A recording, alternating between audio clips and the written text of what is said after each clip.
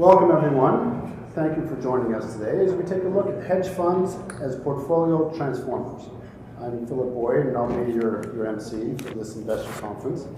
So welcome. Fund Data is a proud sponsor of this event along with CIBC Capital Markets, CHFA Fund Services, and of course Newsfile as our media partner. Investors are increasingly considering an allocation to hedge funds as playing the role of either a replacement to or a complement to traditional long-only strategies within their total portfolio. And that's the framework for our discussion today, looking at hedge funds as diversifiers and substitutes. We're fortunate to have this stellar lineup of award-winning hedge fund managers speaking to us today. Multitasking.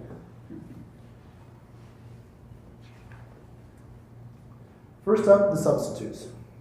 While in the past, hedge funds were used as a complement to a long-only portfolio, investors are increasingly looking to hedge funds as the primary equity, bond, and credit strategies, with a view of getting the same level of asset class exposure, but with higher expected returns and for the risk.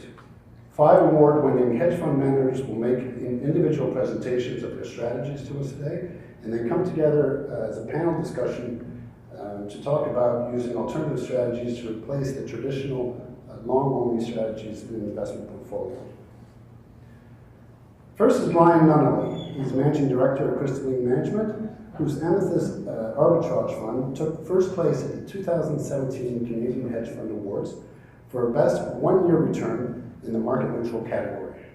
Brian leverages a background in alternative asset management, investment banking, mergers and acquisitions, new business startups, and corporate development. It's a good resume. A more fulsome biography is in your program. Brian? Thank you.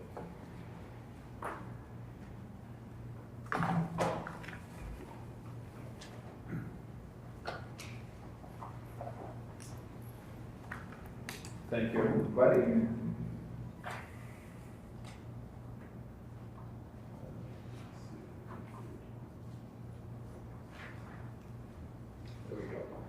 So I'm Brian Nunnally from Crystalline Management. We're a Montreal-based alternative fund manager.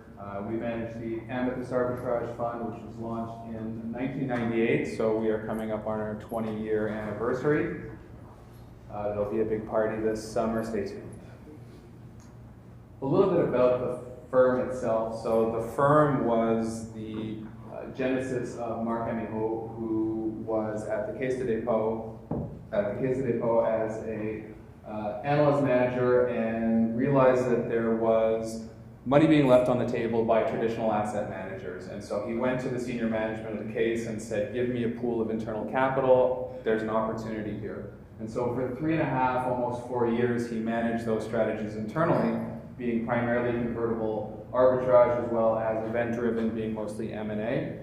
However, after 3 years, he decided that there was a broader opportunity and so founded Crystalline Management to be able to offer the strategies to a broader investment group. What have we done over those 19, I'm going to call it 20 years because we're very, very close. I'm pleased to say that we've more or less outperformed every other asset class, long bonds, short bonds, Canadian equities, foreign equities, as well as a peer of hedge fund indices. So we've delivered 8.4% annualized return since inception over that 20 years with relatively low volatility and correlation. How do we do that? We do it with 3 primary strategies. We do convertible securities arbitrage, and I'll give you a quick example of that after. Event-driven, which is primarily M&A, one company buying another. We also do fixed income arbitrage. So these are 3 separate return engines all wrapped up into one strategy offered to investors. We run a highly diversified portfolio, generally around 170 plus arbitrage situations in the fund at any given time. The result is that we have very low volatility and very low correlation with traditional assets. Our asset base is primarily institutional, although we've recently launched some Class A and Class F series for retail investors as well.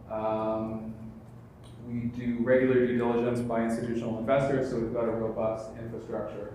What is arbitrage? Pure and simply, it's the exploitation of a spread between two related securities. We are non-directional, we don't pay calls on the market, and we generally have very low volatility compared to, we're somewhere between a JP World Bond and a Canadian long bond when it comes to our normalized vol. Our return expectation, we're trying to generate 5 to 10% above T-bills with a 5 to 7% vol. Capital preservation is also very key. So what you're seeing here is the general weights between the three different asset classes and three different strategies. Those vary over time depending on the opportunity set, but it allows us to effectively deploy our capital where we can get the best returns. Convertible securities arbitrage, that tends to be convertible debentures. We can also do synthetic convertible arbitrage, less lately, a lot less warrants in the market, but using options and warrants. Event-driven is primarily M&A, spin-offs, called bonds, and then we also do some fixed income arbitrage, which is focused exclusively on the Canadian market, mostly within the top tier government, provincial municipal agency-backed securities. This is an example of an actual convertible bond arbitrage situation that we put in our portfolio. I'm just going to walk you through it very quickly so you get a little bit of an understanding for what we do. It's a real investment that we put in the portfolio. We still have it today. So in a case like this, a convertible bond will be issued to the market. CALP came out at $100 and it pays a coupon of about 5%. Not bad unto itself. When the underlying equity is trading at about $3.90. So how do we do this? Well, we have to figure out the sensitivity to the convertible bond to its underlying equity. In this case, we use a model that calculates something called a delta that tells us that sensitivity. So our model tells us we need to short 13 shares of CELT in order to put this position on and be relatively market neutral. So we'll buy a debenture for $100, we'll short 13 shares, which means that we get back $50 in cash. So to put that position on for our portfolio, we're only using $49.30 in cash. We still get the full coupon, we'll get a 5% coupon, less our borrow cost. So our return on cash is about 9.6% return. Not too bad, but we can add leverage to that. So by adding a 2 times, 3 times leverage to that, it starts to become an interesting return. We also have to always hedge our positions. So we can generate additional returns by delta hedging. What that means is that as the underlying security moves up and down, the sensitivity to that convertible bond also moves up and down. And so when the equity moves up, the sensitivity moves up, we short more. When it goes down, we buy it back. So we create some additional return. This is kind of the theoretical return framework of each of the 3 strategies. I won't go into all the details, but it gives you a rough idea of the expected return from each of the 3 motors within the portfolio. What I do want to highlight is the risk management. So I mentioned that we do about 170 arbitrage situations in the portfolio at any given time. What that means is it's very diversified. So we use a very simple rule called maximum portfolio total loss, which says that no position in our portfolio can be sized such that it will impact negatively more than 1.5% of P&L. So it forces us to stay diversified, and it forces us to not fall in love with any given situation in the fund. Coming back to the theme of the discussion, I'm just highlighting here some of the return metrics over that 19 years. So what you're seeing is our correlation with traditional bonds, short, long, world bonds is almost 0. Our correlation with equities is about 0.4.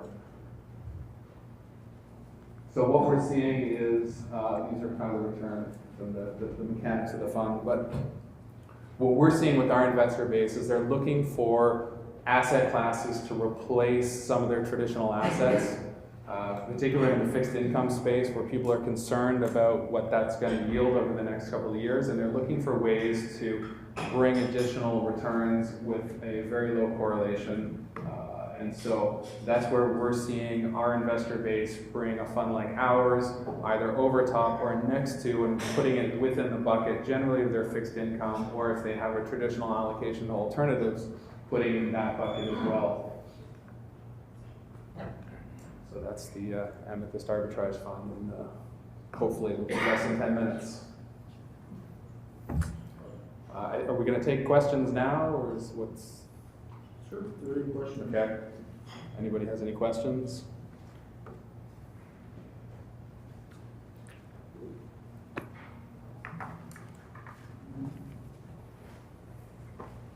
Thank you, Brian. Our next presenter is Jesse Gamble, who's been working closely with Jason Donville to manage the DKAN Capital Ideas Fund since 2012. This fund won an award for Best 5-Year Return in the Equity Focus category at the 2017 Canadian Hedge Fund Awards. Again, you can refer to your program for more about Jesse. Jesse? Thanks.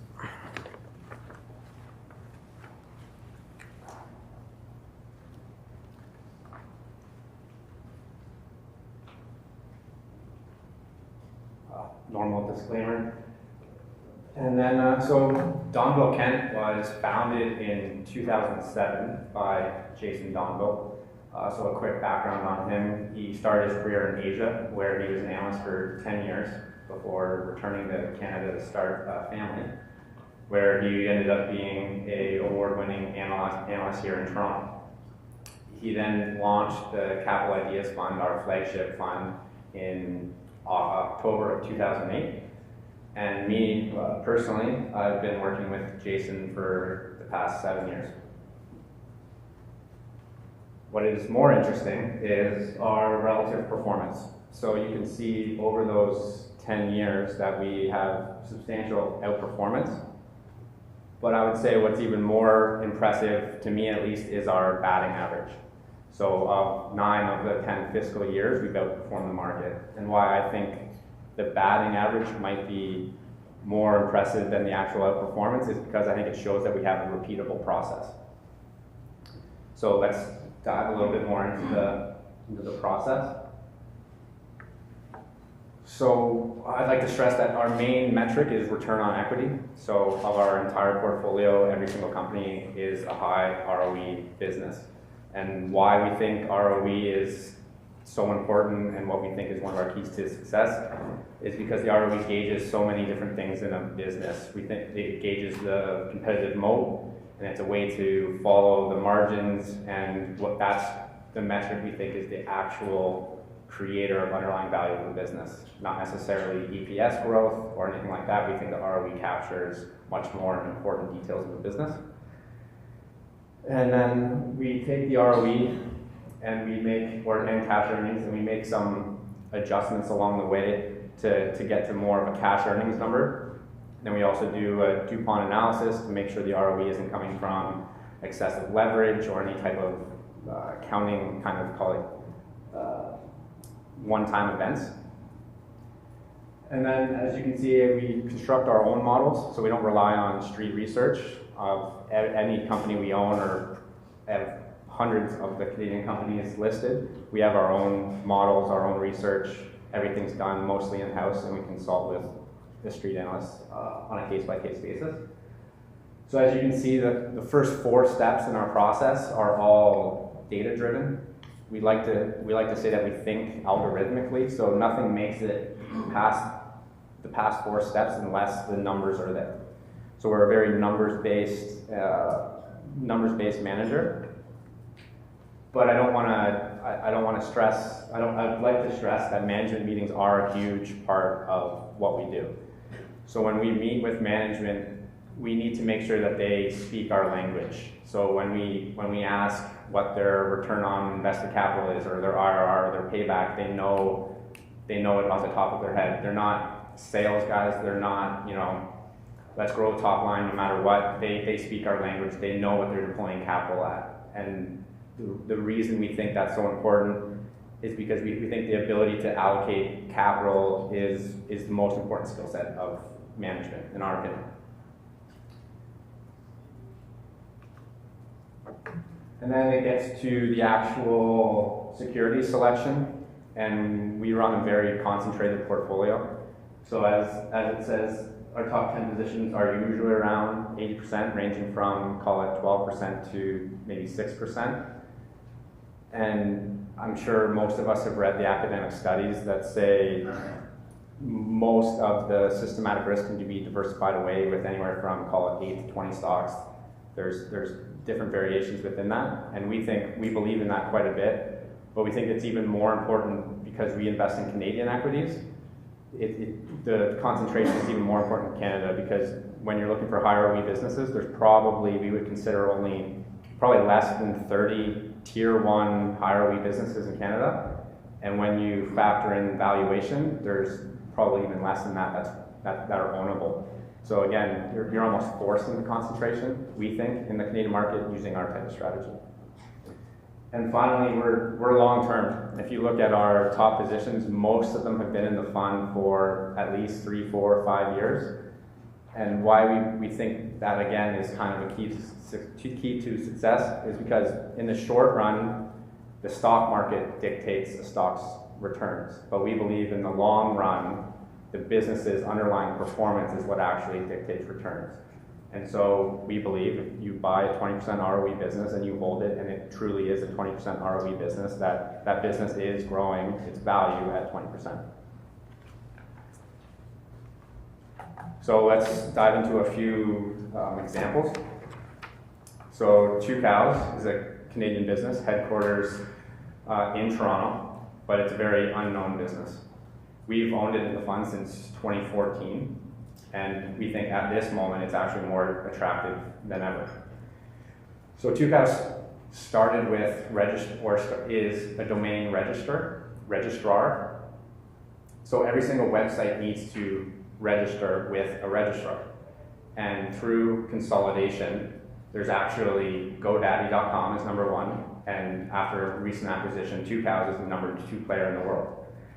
And this is their cash cow business. Registering the domain can cost anywhere from 15 cents to $4 or $5 that you pay every single year. So they're registering millions of domains a year in that, and that's where this cash cow business comes. Now, it's not a high growth business considering the market has all been consolidated, but what they've been able to do is allocate that capital, 1, buying back shares, or 2, they've launched 2 other segments. So one's Ting Mobile. It's a MVNO in the States, and it was actually Consumer Reports ranked it the best cell phone carrier. It's small, but it has IRRs ranging in the hundreds.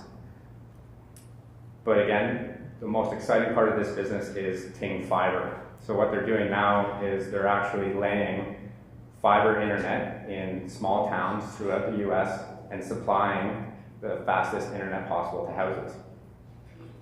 But what gets us excited is the return on invested capital of laying fiber. It has a 2.5 to 3 year payback. We're talking 30 to 40% return on invested capital, and this is steady, durable, long-lasting returns.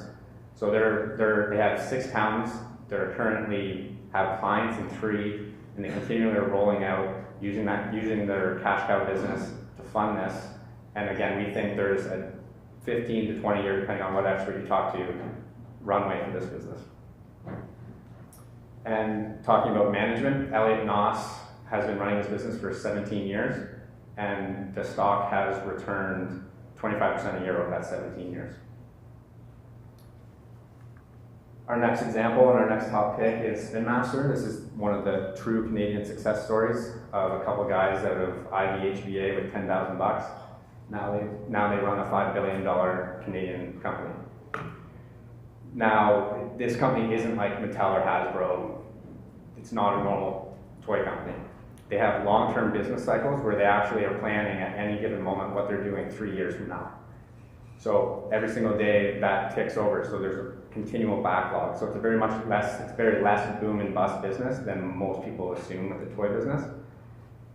And there's 2 things that make Spin Master kind of misunderstood is they create a lot of their own IP, or almost all of their own intellectual property, which allows them to charge a higher margin. They're not paying off a lot of license fees. So for example, they created Paw Patrol from scratch. So you take Paw Patrol and it blows up worldwide, it's a hit. But what they do is when they're actually making the TV show, they bring in the toy guys, the toy department, and they sit there with them and they go, okay, this main character is going to drive this car. What color should it be? What functionality should it be? What style should it be? So that when you make it into a toy, it sells through. So instead of having to sell the Avenger as whatever character Disney makes it out to be, you actually are you're actually optimizing the show at the same time optimizing the toys, which they've shown that their sell-through rate is a lot more than any other toy company. There's been a recent pullback because what we're calling the Toys R Us selling vortex, and we think that impact has actually been much more negative than it will show in the numbers. Lastly, this is a micro-cap paper shredding and recycling business. Now, it doesn't sound sexy, but we're okay with that. But it's a very misunderstood business. So what everyone assumes why invest in paper? Everyone's going paperless. So that has been the trend and continues to be the trend. 2 to 3% a year decline in paper usage in normal business. But what actually is offsetting that as this paper usage is declining, paper recycling in offices is increasing at a higher rate. So what you're getting is actually an end consumer market that's actually growing, not growing a lot, but it's actually growing. So you're not fighting a declining market. And then, so talking about management, we always sit down and make sure they speak our language. Jeff Hashem took this business over in 2011, and it was riddled with debt after the financial crisis. And what he did is he right-sized the balance sheet, which we were part of. Then he went into stage 2 and he optimized a lot of the operations. So they're a purely US play, purely US, where someone signs up on average, it's $100 a month. So they actually have thousands of customers, no customer concentration. They have a franchise business and corporate locations. And so now he's optimized that, and now he's entering stage 3, which is expansion. So he's making small tuck-in acquisitions. As we've seen in most industries, there's a lot of baby boomer owners that don't have plans, so they sell their companies back to ReadyShred, which they actually optimize and get way better margins in than the companies themselves. So that was less than a 10-minute snapshot, and I didn't delve in too much into a lot of the details, so come find me after if you want to get into more of the details along any of those steps.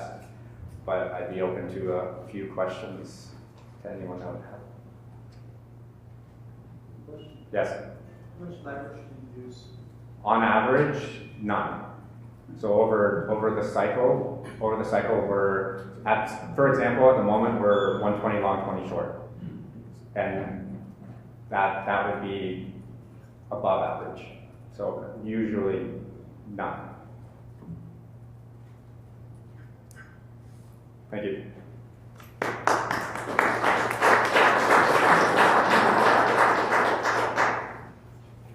Thank you, Jesse.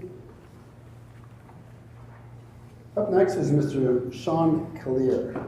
Mr. Collier manages the award-winning HGC Arbitrage Fund, winning an award at the Canadian Hedge Fund Awards for Best One-Year Return in the Market Neutral category. Mr. Collier is well-versed in nuances of special situations and has been involved in hundreds of merger arb positions. Thanks.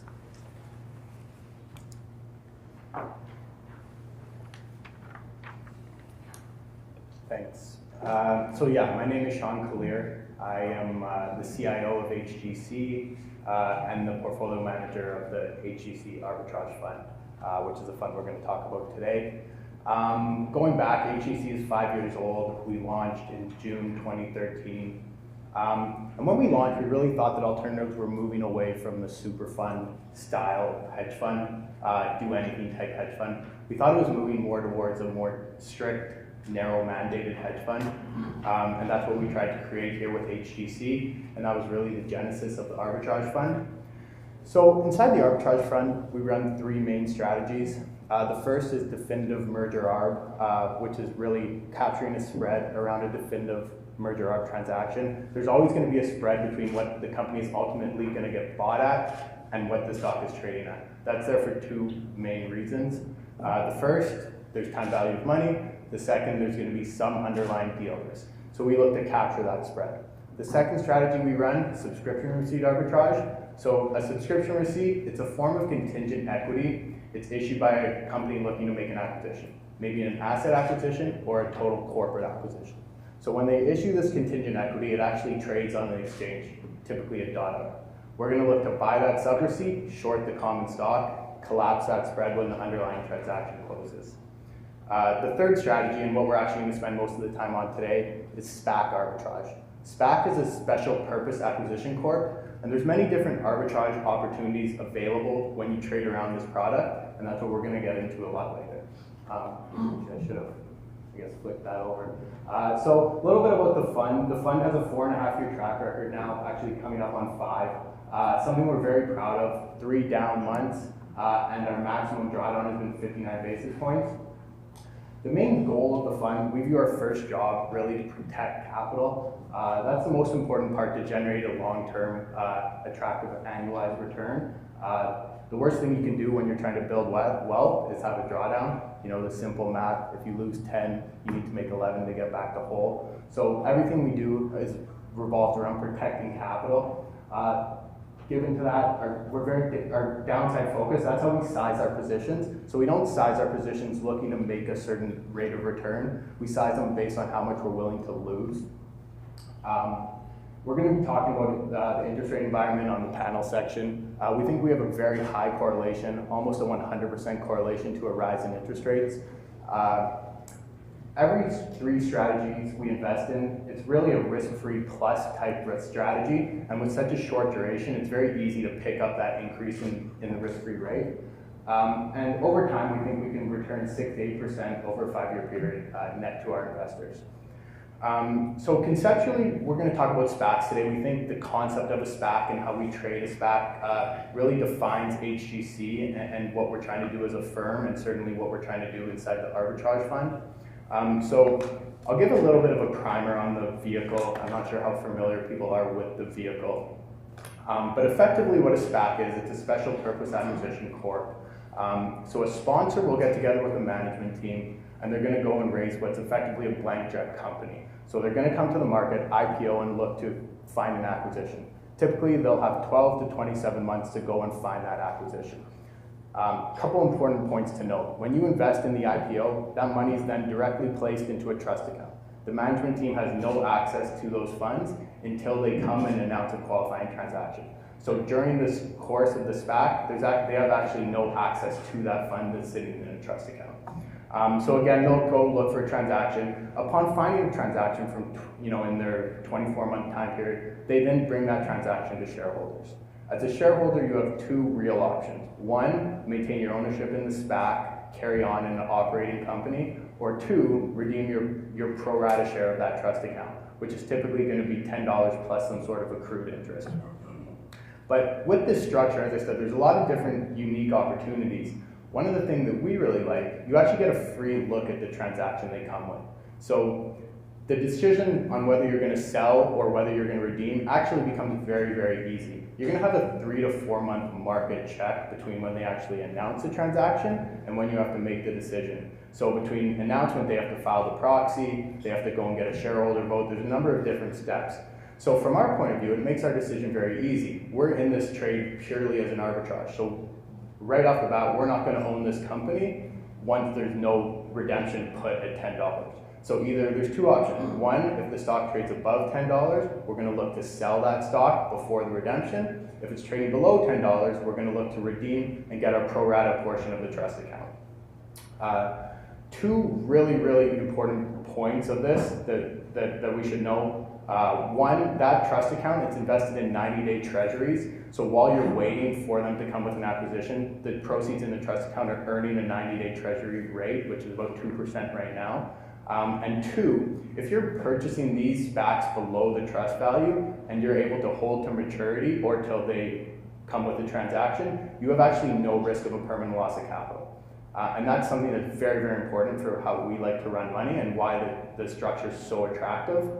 I guess the third option we didn't touch on, if they run out of time, they spend 24 months, they don't come with the transaction, the trust account is liquidated, returned pro rata to shareholders. So that's going to be, again, $10 plus some sort of accrued interest.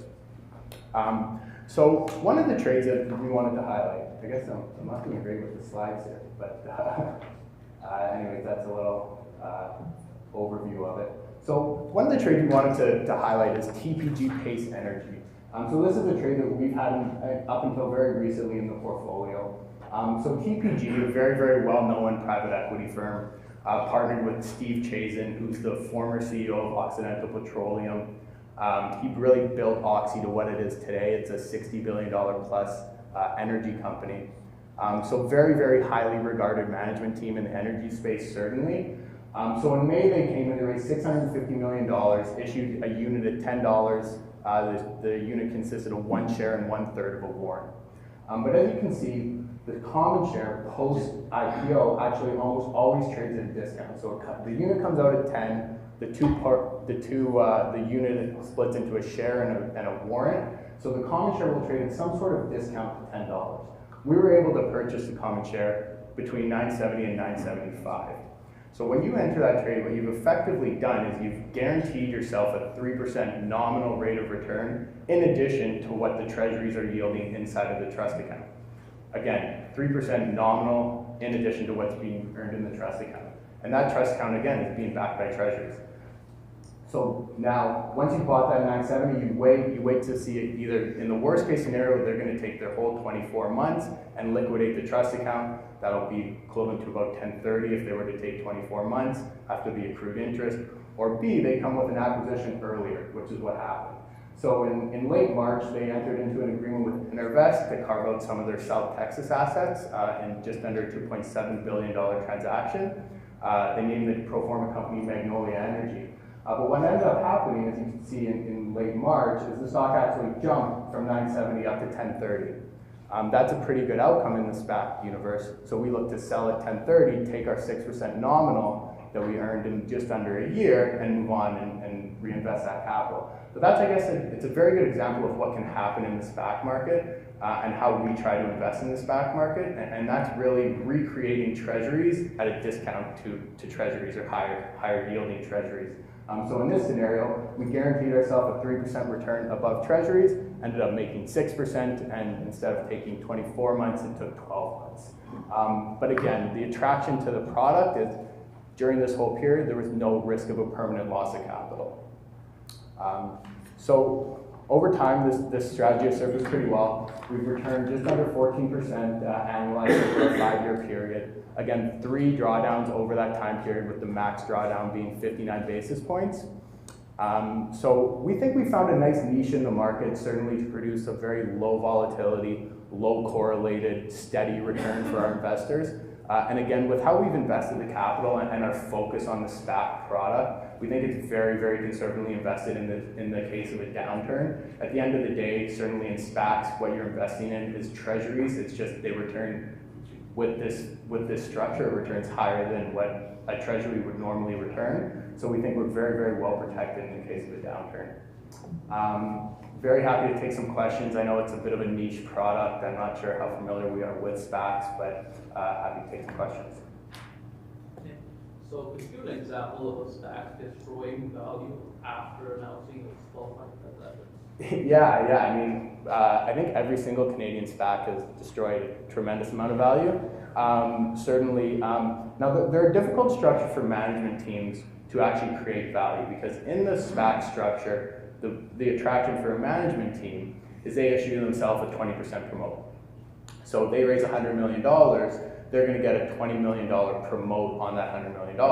So they have to go find a transaction that creates value above and beyond $120 million for it to trade above $10. Now, there's many ways you can do it, and there's been a lot of success stories in the States. So Silver One was a US listed SPAC backed by Riverstone. Their transaction traded immediately to $18. Gore's sponsored a SPAC, and they IPO'd Twinkies into their SPAC. That traded right to $13. So there's been some very, very good outcomes. There's also been some very, very poor outcomes. I'm not sure how familiar we are with the Acast outcome in Canada.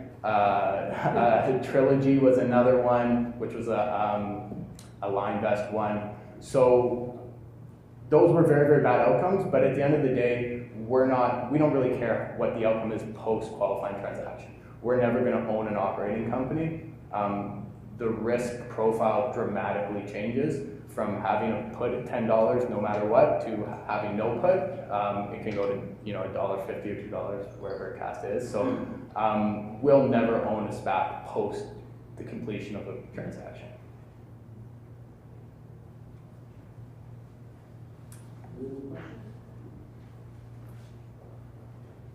Okay, thank you.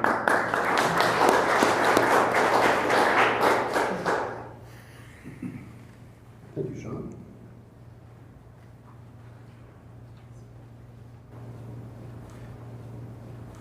Up next is Andrew Torres, founding partner and CEO of the Lawrence Park Asset Management and manager of the award-winning Lawrence Park Credit Strategies Fund. This fund was recognized as the best 5-year Sharpe ratio at the 2017 CHFAs. Sorry, that's in the credit focus category. Andrew's a 25-year bond market veteran who has built and run successful fixed income trading businesses in the largest financial institutions around the globe. Andrew?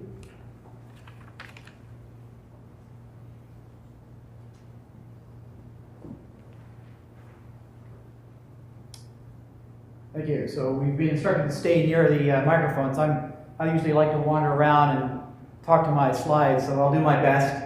I apologize now if I fade in and fade out as we go along. Let's keep going here. All right, so we'll talk about the Lawrence Park Credit Strategies Fund. Similar age company. We were founded about 7 years ago with a view to creating low volatility, smart fixed income solutions, specifically for the post-financial crisis world we find ourselves in, which is obviously a low interest rate world, low returns, and really anticipating what would happen after the unprecedented injection of liquidity that we saw from central banks around the world, which is where we find ourselves today.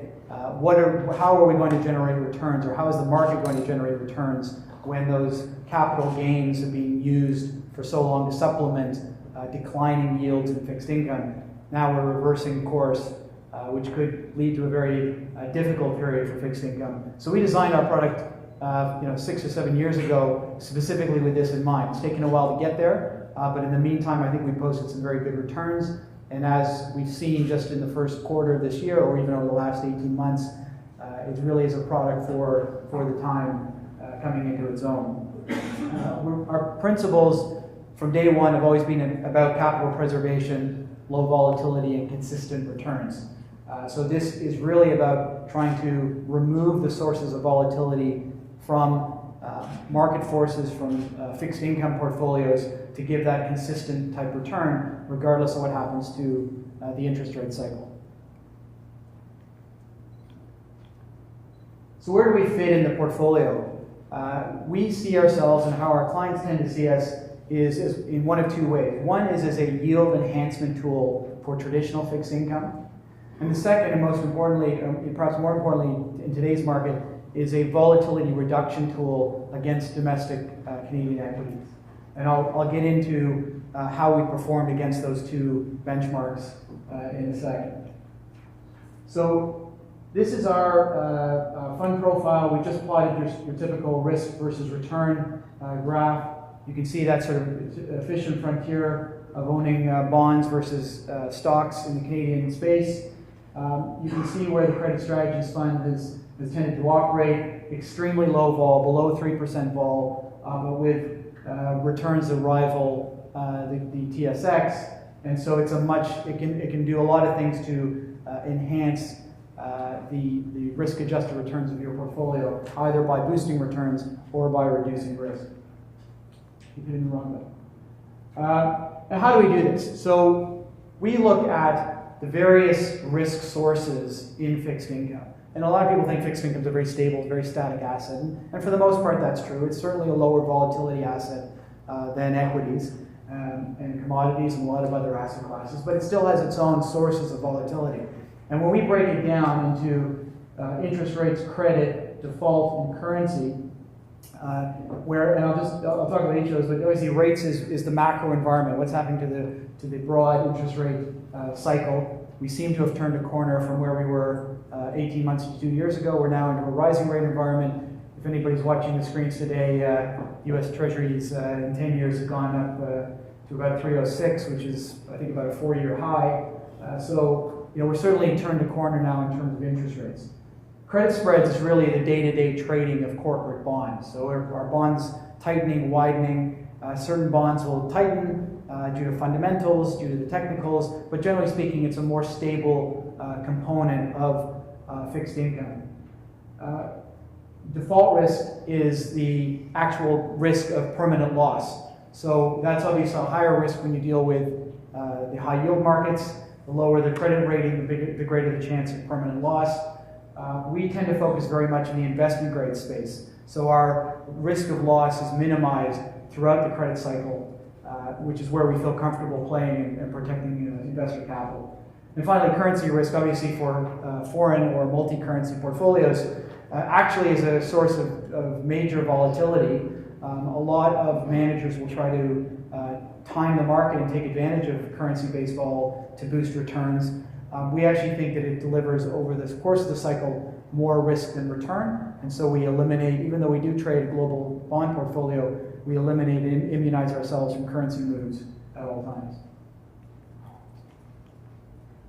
I just to spend a second on this slide because I think it's an important one, and it's why we have really focused our strategies around credit spreads as the main driver of return.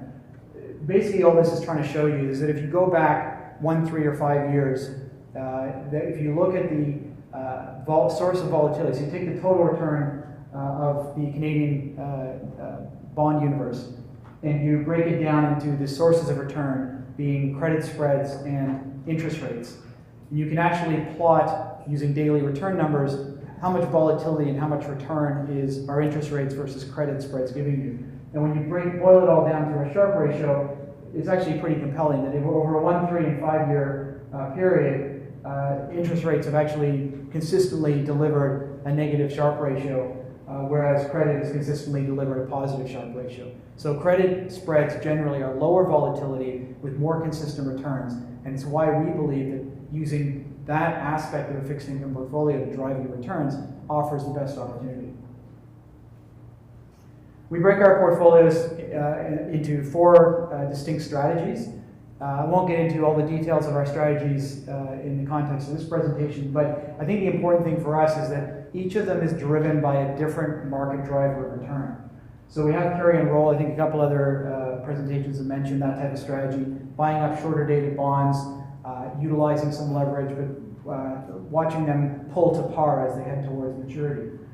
That's really driven, the benefits of that strategy is driven by yield. So as we've seen rates rising and credit spreads widening in the first quarter of this year, it's actually boosted the yield of our portfolios without too much capital loss in a very positive way. So the rising yield is actually good for that strategy.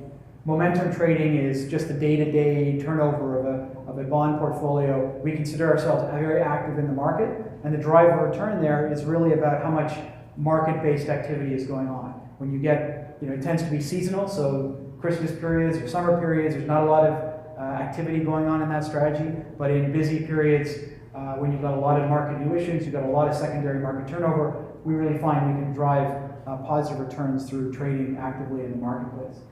Core credit is your typical long and short decision making. It's based on the fundamentals. It's really about the overall directionality of the marketplace. And then relative value is that combining 2 or more risk assets to create a risk neutral or arbitrage, if you like, approach.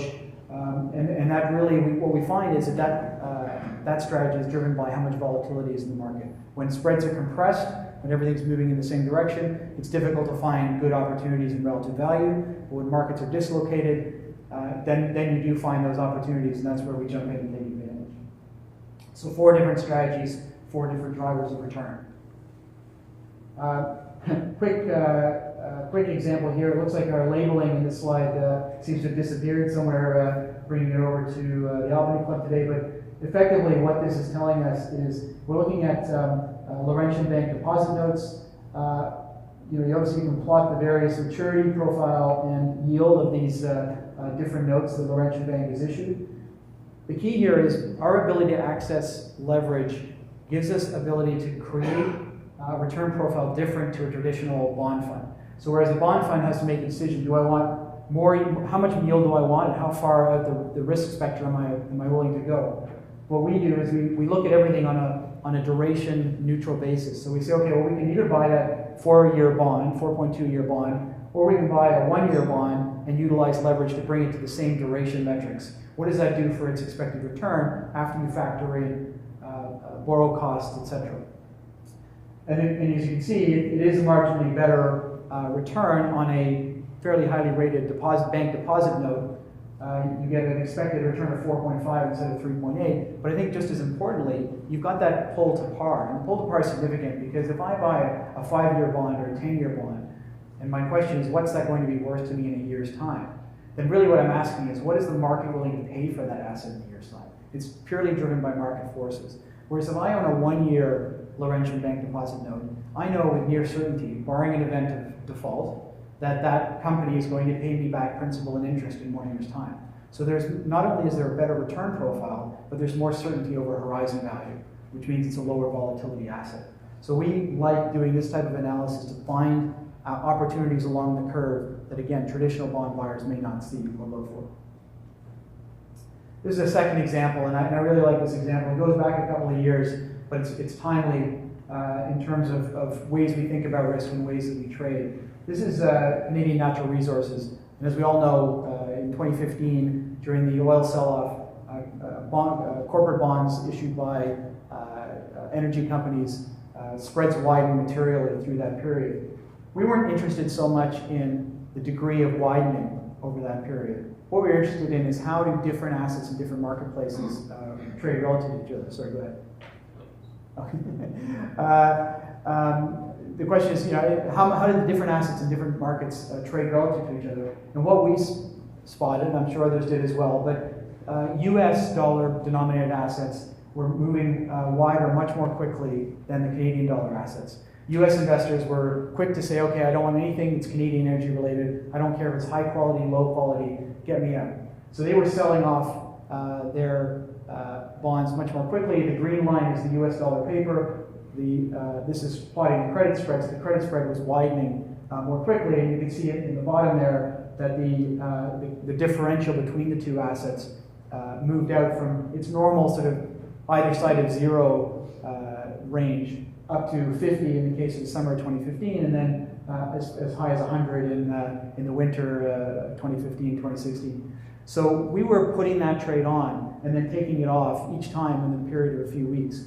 In the case of the first one, we put it on at 50, we took it off again at 0. In the second case, we put it on at 50, we actually doubled it at 100 because the spread kept widening, much greater volatility. But then within a few weeks after that, we were out of the trade again at 0. And I think what's interesting about this in terms of where in the energy cycle were we making money out of energy bonds? It wasn't trying to time the bottom of the market or pick the wide in credit spreads.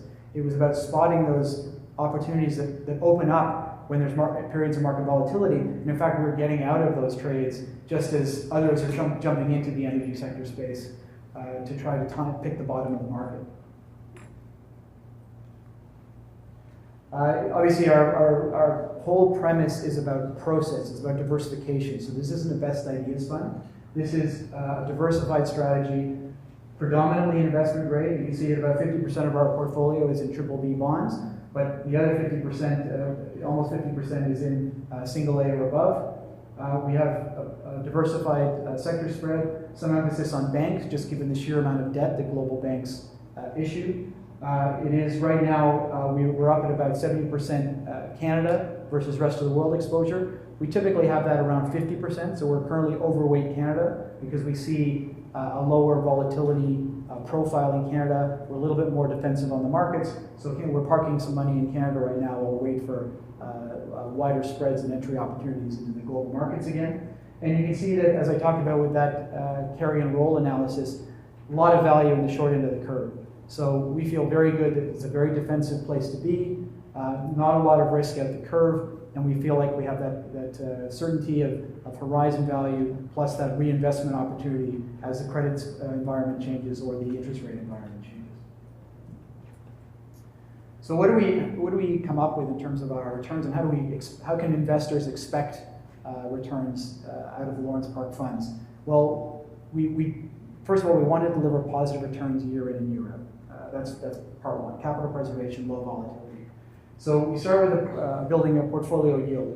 In recent years, we've been able to maintain a portfolio yield of between 4 and 5%.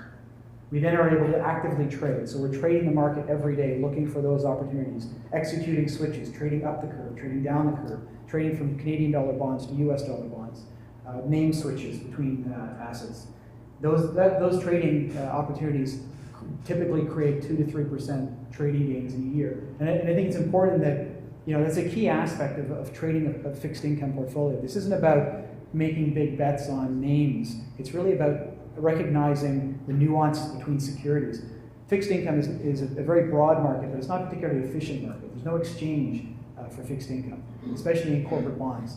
So we can see those arbitrage opportunities between where one dealer wants to sell an asset, where another dealer wants to buy a very similar asset, either in a different part of the curve or a different market. So we're constantly doing those switches, and we're pretty confident we can generate realized trading gains by doing so. The broad credit environment, the third bubble there, is going to dictate whether we're getting outsized returns or lower returns, and that's really about where we are in the credit cycle. If credit spreads are generally widening, it's more difficult. If credit spreads are tightening, it's a better environment. And you'll see when we look at our returns through the cycle, what that means in terms of the range of returns. But what we describe it as is in bull market, we can expect 8 to 9%. In a neutral market, perhaps where we are in 2018, might be 6 to 7%. And then in a bear market for spreads, it'll be a little bit lower at 4 to 5%. So this is the result of all of that put together, and that is that we've delivered a product over the 6 years we've been running, which has delivered a 46% aggregate return.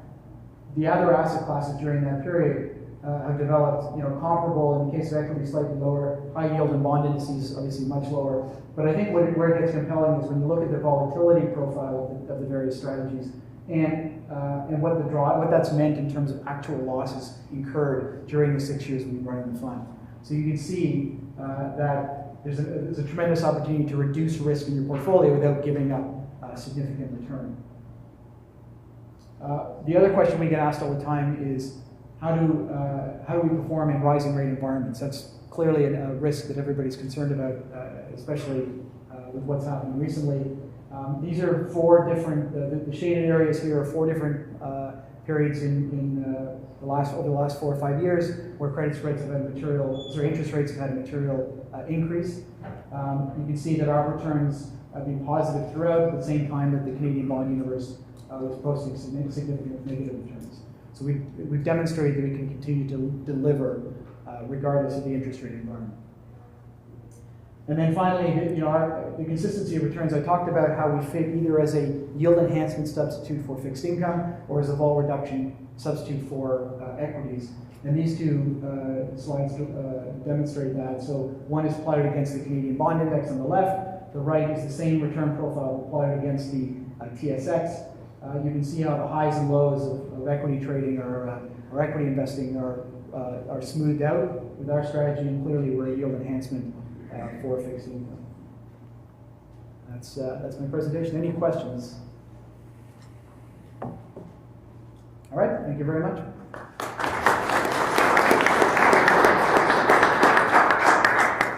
Thank you, Andrew. Up next is Philip Messman, partner and head of fixed income at Picton Mahoney Asset Management. Philip is a multi-award-winning manager with over 20 years' experience in all facets of fixed income. Both his Picton Mahoney Special Situations Fund and his Picton Mahoney Income Opportunity Fund won first and second place at last year's CHFAs, respectively. Philip?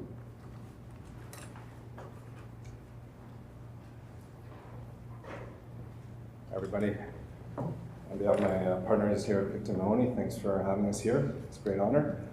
Julie did a great job putting this gig together. It's kind of like herding cats, I think. Getting these managers to collaborate is fun. Picton Mahoney Asset Management, we've been around for 20, our team has been around for 20 years managing money. We run just over around $7 billion. Our hedge fund business, we've been running for 10 years, both in the equity and fixed income side.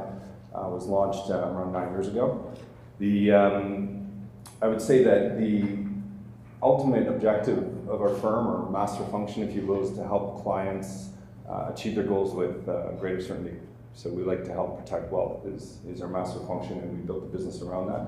And we do that by both building solutions for portfolios and managing money, as well as partnering with our clients to help them build overall portfolios, collaborating and debating.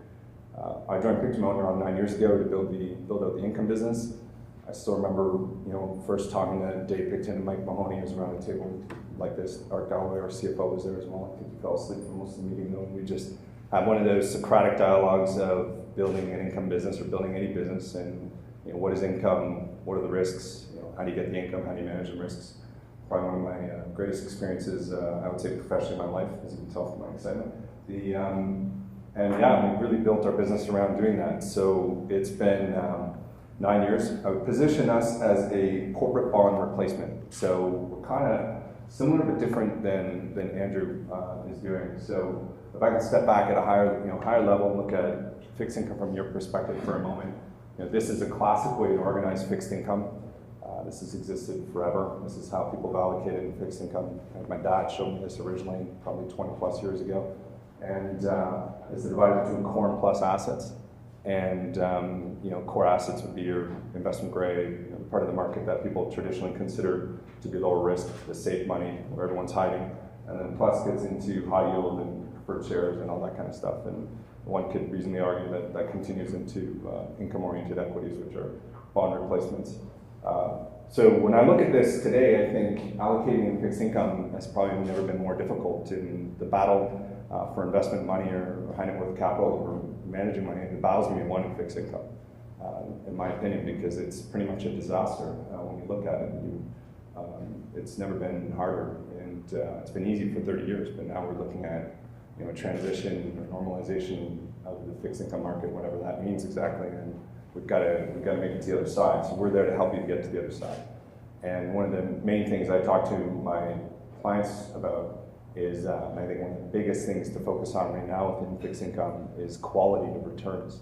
And what I mean by that, just a simple throwaway conversation is all of the, with exception of Andrew, of course, all of the historical numbers that you see in fixed income are absolutely useless. So when you look at return volatility, sharp correlations, etc., we're in a different game. The fixed income market has been truly unchained, which is the title of my new presentation. It's also Van Halen song. And the Fed's gone, easy money's over, loose money's done. Now we have to figure out how to navigate it. And we haven't seen what's coming since before the financial crisis. So I have to go back to 2006 to see conditions like we see currently. So therefore, fixed income and portfolio construction is extremely important. I think knowing the risks and trying to have a main message paradigm shift in thinking when it comes to fixed income and try to help our clients and our clients' clients look at forward-looking volatility is not an easy task, but that's what we all need to do currently. So with that rhetoric, let me come back to us. So where we fit in the mix, we're in that middle category there, core plus. So again, we are a corporate bond replacement within portfolios. We're looking to get to a high yield like return profile, less volatility than the high yield market. To me, in plain terms, that would be a 6 to 8% after fee return through cycle. A true north benchmark, in my mind, for a strategy like what we're doing is a coupon level return from corporate bonds, which has been 6 to 8 through cycle. I'll speak to our Income Opportunities Fund, and I'll speak to the special sits in it after that. But the Income Opportunities Fund was the original strategy that we launched. That's a long-short credit strategy. We've had a just under 8% annualized return after fees, with a 0.4 correlation to the high yield market, negative correlation to governments, and negative correlation to investment grade. So we built something that's different in portfolios. And the idea today is in my mind, for people building fixed income is to just find 3 to 5 strategies that are uncorrelated and that are doing different things within fixed income, and put them together, and then let's navigate that through the other side of this. So we run 3 strategies on the credit side. The main one, as I mentioned, is a long-short credit strategy, and then the second one is our special situations fund, and that's also called Not Your Grandma's Income Fund. That's looking to get equity-like returns from the credit market. So it's an event-driven credit strategy, which in my mind is the sweet spot of fixed income, and where I spend most of my training ground. So event-driven credit investing is really interesting because of the opaqueness of fixed income, and because it's over the counter. You can really, if you can get an edge, an information advantage, or some kind of edge on the market, you can really take advantage of that. And then the third strategy that we manage is a hedge fund light, fortified income fund, which is a mutual fund type offering. So it's a little bit easier to purchase. And I would say when I look at our process and how we manage money, the way that we construct the portfolio is very simple. We have 2 buckets that we invest in. We focus only on developed markets, and we don't do any emerging markets, just developed markets. We look at single B to triple B. And when I look at the credit market in general, I don't look at the credit market in terms of high yield and investment grade. I think that's a massive oversimplification. I look at it in terms of 3 different markets. There's the equity-like portion of the fixed income market, which is triple C end of the market. If you think of Michael Milken and the days of junk bonds, that would be that part of the market in my mind. And within that category would be the private equity sponsored bonds, such as, if you're familiar with Apollo or KKR, great companies, just don't buy the bonds issued by their portfolio companies, is kind of my rule. So that end of the market is triple C end of the market, that's the riskiest end. So that's equity-like risk, it's not credit. Single B to triple B, that's credit risk. That's where credit analysts can get in there, rip apart the balance sheet, rip apart financials, and add value to investing. And anything above single A is really just a call in interest rates. It's just duration risk. There's no credit value up there. So that's how I look at the market. So we focus therefore on single B to triple B, developed markets only, and we hedge that back to the Canadian dollar. My view is you want your managers in general to be unconstrained but not unruly. And so you want them to be focused in on a certain segment of the market, and then you can plop that in your overall portfolio. And that's what we're doing. So the way that we invest, coming back to that, is we have always have had this way, 2 buckets that we invest in. And the first bucket is what I call patient capital, which is effectively coupon clipping. You can think of it as probably the most boring part of anyone's portfolio. If I went through the names in that book, I would literally put you to sleep. A classic example I like to give is, Sam doesn't like me giving this one, but anyways, Iron Mountain, which is a paper shredding company, and I don't think there's anything more disinteresting than that business model except their bonds. And we've been involved in the name probably since inception. Maybe moved out of it here and there, but I think the volatility in the bonds, a couple points, a coupon clipper. That's you sell those kind of bonds, you never get them back again. So that's the type of stuff. That's the core part of our portfolio. That'll be 40%, probably 60% of the portfolio. This is for the income opportunities fund or the mutual fund. And then the other 40% is in event-driven investing. So that's where you get a nice yield, and more importantly, you're looking for some kind of catalyst to make you more money than just the yield. And that's the juice, if you will. So that's being attentive to your investable universe, being responsive when there's news out, and then jumping on that stuff. And I would say the 2 biggest drivers of return today in that category, and this first one's going to sound a little funny, but it's thinking like a CFO. So put yourself in the position of CFO of a company and just truly simply look at how they would think about a particular situation. I'll give you an example in a second. And the other value is covenants. Remember, the covenants are in bond indentures. They're like constraints in the company. It's kind of like hands on someone's neck, if you will, or company's neck. So covenants are very powerful, and you can make a lot of money off of just reading them and understanding how the implications of them. And I would say I haven't seen this kind of power from covenants since probably the early 2000s. And at that time, it all pertained to restructurings in the telecom media tech sectors. Today, it's like going concern companies that are getting bought by an international company, and all of a sudden, because of these covenants, the international company can't move money in and out of this Canadian entity very easily. Oh, guess what? The CFO has to file financials every quarter in Canada, and that's not really a convenient thing for a CFO. So put that kind of logic together. It's very simple, but there's a lot of money to be made in that way of investing, and these are all really strong companies. So that's the other category, and then you put those two together, so patient capital, event-driven investing, and then overlay that with some hedges to protect the portfolio from interest rate risks, obviously, and credit risks.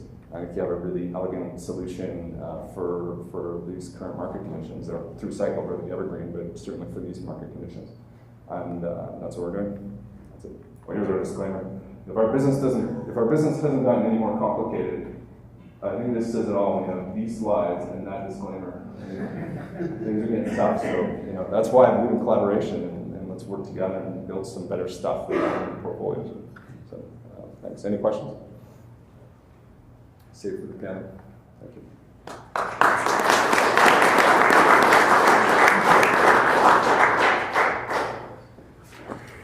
Thanks, Philip.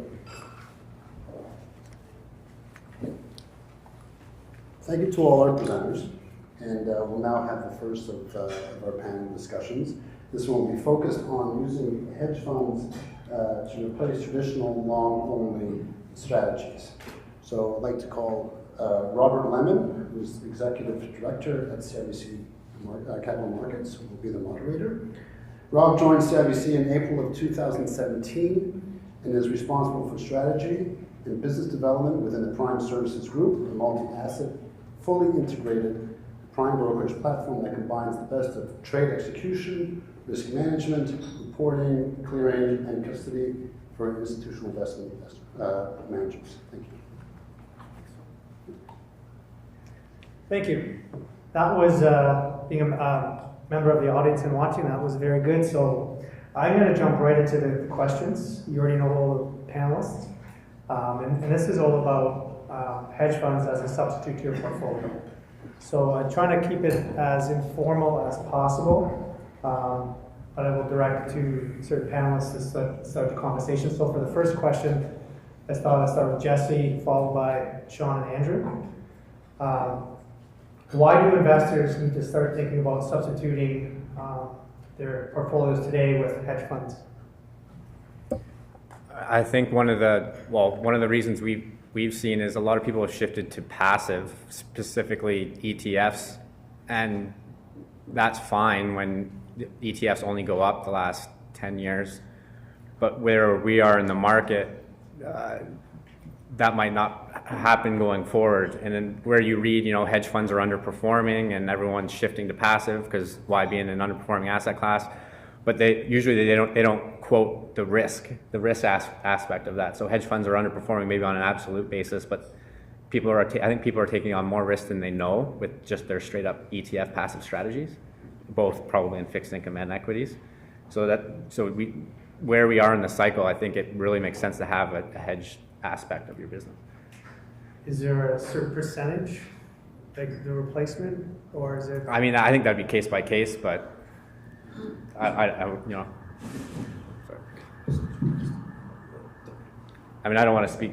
You could talk generically, but for instance, we would say if we should be your Canadian exposure to equities. So if you're 50% exposed to equities and 20% to Canada, then we should be 10% of your portfolio. And so you get your Canadian exposure, but your downside risk is much different than passive strategy. And Sean, any comments? Yeah, I mean, look, I think there's a place in a portfolio for passive and active strategies, and where an active strategy might fall in a portfolio, I don't think necessarily as fund managers it's our job to determine that, and it's more the allocator's job to determine that. I think as fund managers, what you can do is develop a very tight mandate with very strict rules of how you're going to invest money and stick to that mandate. I think what we saw in alternatives, certainly in the early 2000s, was a lot of deviation away from what people maybe built their track record on. I think what's important is developing an investment process and sticking to that investment process, and being true with your investors and sticking to that investment process and that mandate so they know what they're going to get. Because again, you're going to be an allocation of a total portfolio. You might be 5%, you might be 20%, but they've allocated to you to manage the money exactly how you've said you're going to manage it. So I think it's important to just stay true to your mandate and have a very, very tight mandate, and where you fall in terms of an overall portfolio. I mean, I don't think that's our place to really determine that. It's more the allocator's place. Andrew? Yeah, I mean, I think we've been living in a decade where beta has been king, and all of the media rhetoric has been around how to capture beta efficiently, about moving ETFs, about reducing fees, and really, I think what you have to look at in your portfolio is what are you actually paying for? The reality of the mutual fund industry, and I'm not here to slam the mutual fund industry, but they're operating in a very strict set of rules, and the rules say that they can only deviate in very small ways from the underlying benchmark indices. The beauty of alternatives, and there's two classes of alternatives. There's true alternative asset classes that can be wine, art, real estate, what have you, and then there's ways to do things with traditional market assets, but in a different way. And I think most of what you're hearing today is that you've got managers who not only use their experience to do things, to look at markets in a different way, but they start with a much bigger sandbox. Our ability to run shorts, to substitute levered assets for unlevered assets without increasing risk. These are all things that we can do that you can't get from ETFs or mutual funds, at least not under today's rules. Perhaps that will change shortly. But alternatives, I think, are a real viable opportunity. And you have to look at what am I, if I'm paying a manager, what am I actually paying them to do? Are they really giving me something that's different and uncorrelated? And a lot of the existing traditional assets don't necessarily do that. So using low-cost, efficient assets in your beta, capturing alpha from alternatives, I think is a very smart strategy going forward. Okay, thank you. And on to the next question. I thought, Andrew, you could continue, and then with Phil, how would you characterize the current market environment, for example, where we are in the credit cycle and implications? Sure. Well, I'd start off with, I don't think you heard anyone here today who considered themselves market timers. We're not market timers. We're not here with crystal balls trying to tell you where the world's going to go. What we're trying to do is build investment theses which are robust and uncorrelated to drive alternative sources of return. So I'll put that caveat out there first. I'd be interested if anyone down the road disagrees with me on that front. But having said that, I would say we are late cycle, and I think Phil touched on it in his presentation. We are moving into a new era. We're moving into an era where central banks around the world are now trying to withdraw all the liquidity that they injected over most of the last decade. So, it's uncharted territory for many, and I think it is going to change the way markets behave. And I think that the sort of easy beta returns that most of us have become used to are going to be much harder to come by. And so you need nimble, different ways of looking at the market. Managers with experience and read through cycles who can react to the changing environment to generate those consistency of return regardless of what happens in the market. So I agree with Andrew. We certainly agree that we're in late cycle. I'd say there are three things that we base that on. One is in the U.S., the output gap in our mind is clearly closed, which means actual GDP is exceeding potential GDP. So that's a lot of implications. In addition, we believe global PMIs are rolling over, or seeing global PMIs rolling over. That started a change in 2017, which would also denote the low point of volatility. And then the third item, and it's the big one obviously for everything, is the easy money program driven by the Fed is over, so it's done. Therefore, the loose money that we've observed literally since 2010 is no longer available, and that has very important considerations for asset allocation and managing money. And on the credit side, it means what's happened is we've got volatility has been increasing. We have an increase now in divergence, meaning when the company misses on earnings, you're actually seeing volatility in the bonds. which we haven't seen since, again, 2006. You're seeing more discerning investors, and they're having more choice with what they buy, and that's also very important. And then, in addition to that, very recently, and this is actually a very recent development, we've actually did a tweak to our process to account for this, is we're seeing follow through and sell-offs. So, meaning with divergence, what do I mean by divergence? If you look at telecom media technology, for example, there's a lot of issuance in the heat of the demand for fixed income in the telecom media tech sector, particularly out of Europe. I believe that'll be the next source of credit defaults. And that money just went right into passive strategies. Nothing against passives. These passive or incremental buyers have always been around. They just use ETFs currently. They used to use mutual funds. But that incremental buyer bought a lot of bad stuff, and we see that as a short side opportunity. And up until literally this year, or even within the last 6 months, when we saw a sell-off in a single name bond, we saw it bounce right back. So bond down $5, it would bounce right back, and that's changed. And we're seeing follow through. So that has a lot of implications. So therefore, for portfolio construction in fixed income, you want credit managers to be credit pickers. You can't own passive, unfortunately, in fixed income currently, except for short duration investment grade, perhaps. You need a manager and pays for 50 beeps extra. Believe me, it covers the cost. The performance should cover the cost. And I don't believe that trying not to lose your money, by the way, is an acceptable answer for fixed income. There's certainly lots to do. It also means on the short side, there's a lot of opportunity. So we've got short side alpha is actually a real deal right now. So we're making money on both sides of the trade, which has been really beneficial for clients. Okay. So you did touch on how you make alpha today in the public markets, and Andy, do you want to follow up with that, or? I talked a little bit about it. We're process driven, so we're perhaps a little less fundamentally oriented than Phil's approach, and we really look at the technicals of the market, and we look at the fact that there's a number of aspects of corporate bond markets globally that make it opportune to create alpha. If you were experienced, if you have good access to the market, one of our value adds is simply the access we have, the number of dealers that we're talking to worldwide, and the pictures that we see from different marketplaces on where the momentum is in spreads and where those relative value opportunities sit. So a lot of what we do, frankly, is not about switching from Ford to GM or switching from energy to banking. It's about taking bonds that a corporation or bank issues around the world, different currencies with different seniorities, different covenants, different collateral behind them, just different maturities. These are all different aspects of different securities by the same company. And by switching between those in an over-the-counter market, which is not,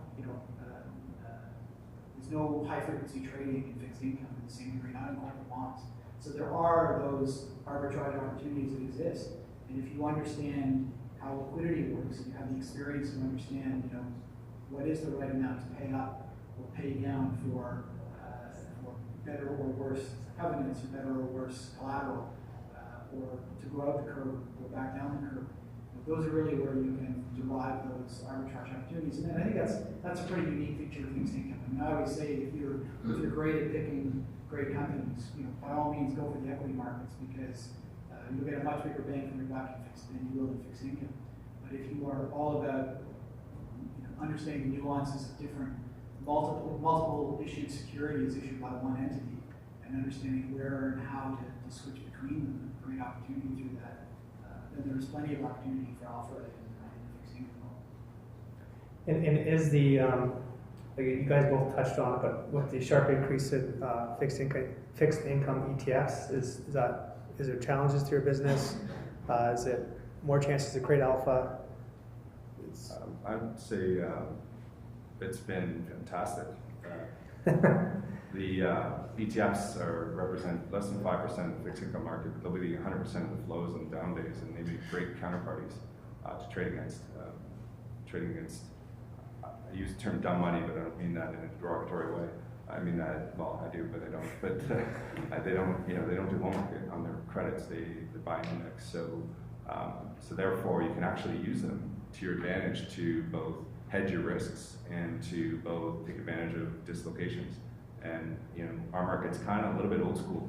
We'll pick up the phone, call up people, relationship trading, like all that kind of stuff. So what does that mean? So we actually built a few quant tools to help us navigate fixed income, to identify ideas and also to hedge. And with respect to this issue of the ETFs, and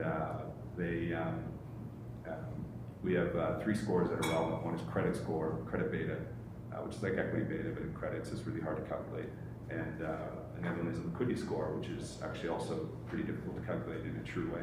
And we use those to both hedge risk and jump on the market. So when there's sell-offs in fixed income, flows beget flows, and all the outflows typically hit your passives first, and you'll see forced offerings out in the marketplace, and that's when we step in and start buying. And that's usually when we're the most active. There'll be 10 of those liquidity-driven sell-offs that I can recall since 2009.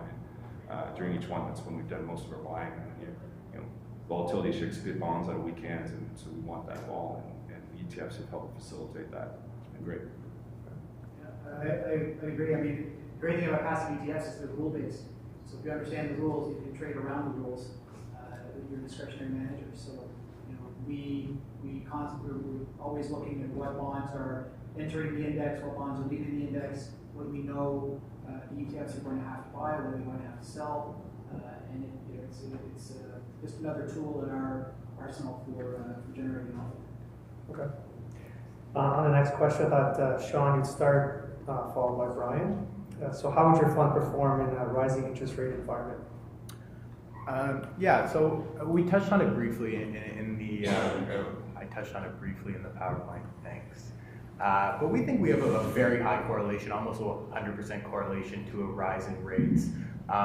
When you look at the 2 strategies we run, well, first we'll look at SPACs, but again, when you invest in SPACs, you're locking in a rate above the risk-free rate.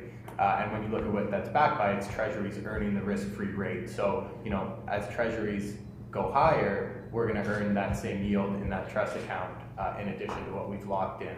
So we think certainly in the SPAC market, you're going to have a 1-to-1 pickup in rising rates. And then when you look at the more risky assets that we invest in, which would be traditional merger arb, well, traditional merger arb, it's a very easy asset class to price relative to a risk-free rate. You're maybe involved in the transaction for 3 months to, on the long end, maybe 1 year, and that would be a very, very long transaction, probably something we wouldn't be involved in. But certainly on a 3-month transaction, well, if the risk-free rate rises to 5%, there's not going to be anybody willing to set that spread to earn a 5% rate of return. Obviously, they're just going to go and earn that in a risk-free way, buying a treasury. So as we've seen risk-free rate rise, we've seen spreads rise on a 1-to-1 basis with the same risk premium above the risk-free rate. So we think we're going to be very, very highly correlated. And again, that's just keeping, if you think of it in bond terms, it's with a very, very short duration portfolio, you should be able to continually reinvest at the new risk-free rate. Right. Yeah, I think that's right. And for us, we're targeting a return of 5 to 10% over the risk-free rate. So firstly, as a manager, it means that we need to deliver returns in excess of that rising rate environment, above, in this case, the risk-free rate. More practically, we are looking forward to a rising rate environment. We're moving in that direction, but for a long time, the cost of capital for companies to issue debt has been extremely low. And so as a result, a lot of companies have chosen not to issue convertible bonds. The Canadian market has gotten a lot smaller than it was going back 5, 10, 15 years ago. And we think that as the cost of borrowing goes up in a higher rate environment, that companies will continue to or re-look at issuing convertible bonds as a lower cost way of raising capital.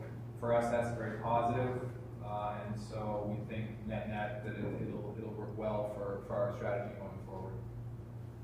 So both of you again, so you did answer it a bit. Is so with a rising rate interest rate environment, does it impact, or does it at all impact the return of volatility to your fund? Sorry, does Does the volatility of your fund increase with the rising rate in a rising rate environment? I mean, we certainly haven't seen that yet. Again, with what we're investing in, typically our asset class is risk-free plus. So assuming all else being equal, you should be paying the same return above the risk-free rate. Certainly, we haven't seen an increase in volatility, and I don't, as a result of rising rates. Now, are rising rates going to lead to more vol in the market for a number of other reasons?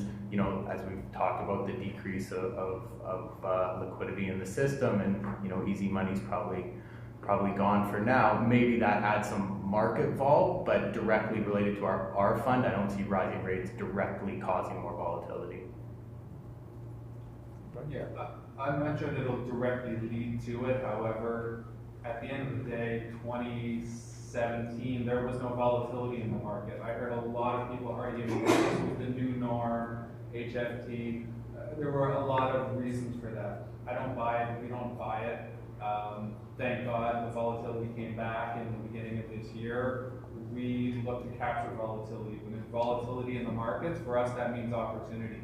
It was a tough 2017 when everything just went in one direction. So for us, how does that translate? Well, twofold. On the convertible book, what it means is that as the equity, the underlying short position moves up and down, we're trading that. And so more volatility means more dynamic return. So that translates directly into that capture, that volatility premium. On the event-driven, what it means is that there's also skittish markets means that deal spreads tend to move around.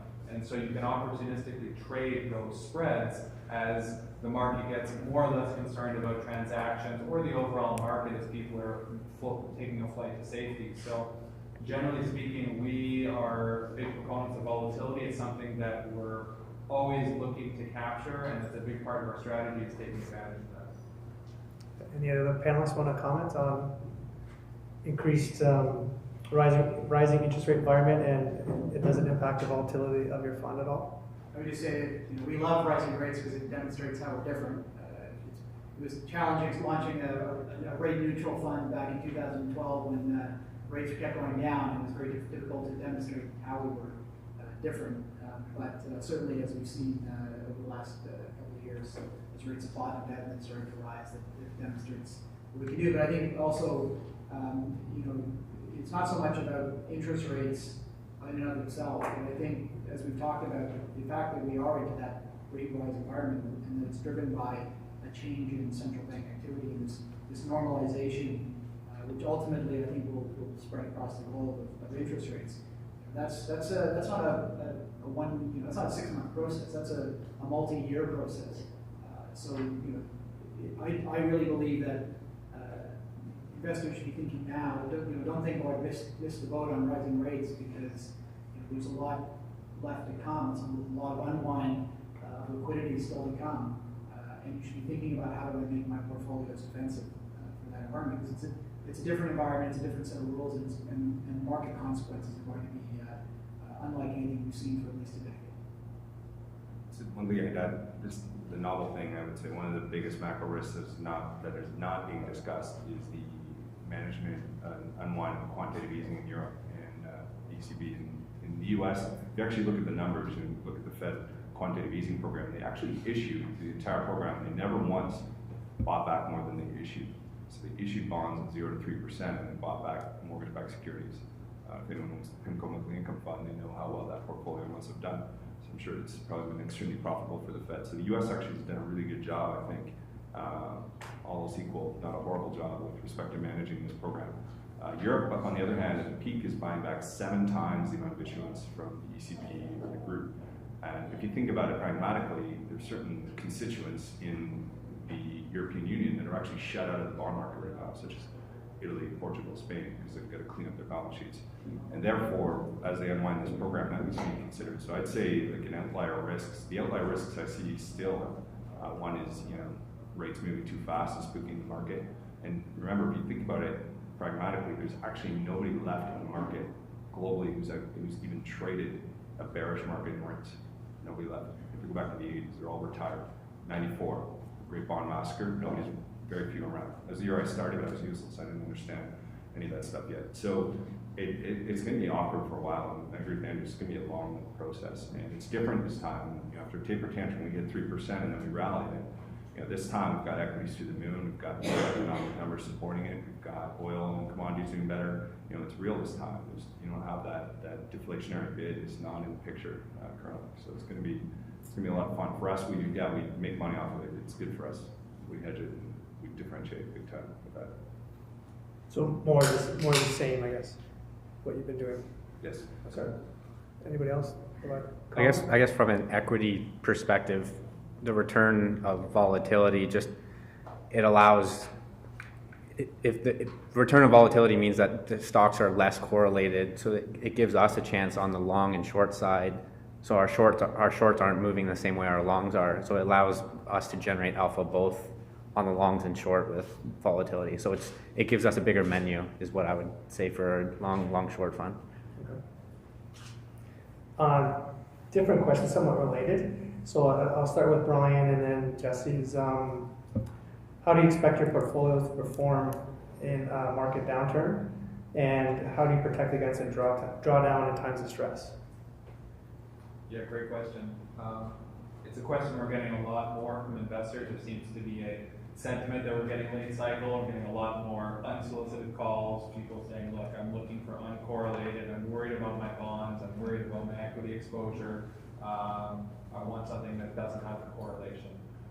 In our case, we've had the advantage of being around for 20 years, and so we've seen a couple of market stresses. We survived 2008, and we learned something from that. We made some mistakes. We didn't expect our portfolio to behave exactly as it did in 2008.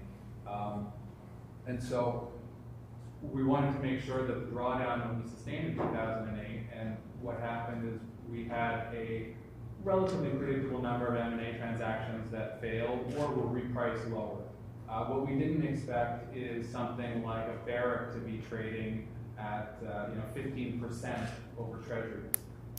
Basically zero bid on convertible bonds that were rated A+. And so there was a real mark-to-market difficulty in our portfolio that we didn't really anticipate. And so what we said is, okay, we need to put some measures in place that will protect us if and when something like that happens again. So we did two things, one of which is we adopted what we call a cockroach theory. Chances are, if there's cockroaches somewhere, there's more behind the wall. And so if you see a cockroach, if it starts to look a little suspicious, if we don't know what's going on, we will stay overhedged. We would rather be overhedged and not know what's going on and wait and try to figure it out than follow the model and cover your shorts as securities move down. So we'll purposefully stay overhedged. The other thing that we do is we use convertible bonds, deep in the money convertible bonds, and it's a little bit complicated, but they're positions which we can get a positive carry off. So in other words, we can hold them in the portfolio at really no cost and often get a small return from them. But they're designed such that if the broad market tomorrow sells off 20%, those bonds in my portfolio, the premium is going to explode. I'm going to make a ton of money off those bonds. They're designed to offset losses that we know we're going to have elsewhere in the portfolio on the M&A side, probably some mark-to-market on the fixed income arbitrage. And so we've structured the portfolio in a very low-cost way rather than buying puts, which would be expensive, to protect our investors against some sort of large market shock. We don't know when it's coming, but it's going to happen again at some point, and so that's really the genesis of those positions is stay hedged and put protection in place, because you can't buy insurance after the fire. Yeah, so I'd start in a more general sense with us for an equity fund is we own high return on equity companies. So almost by definition, we own high quality companies. So we're not in high growth just for the sake of being in high growth or deep value, which I think in a market drawdown, we're going to outperform because we have quality just at all times.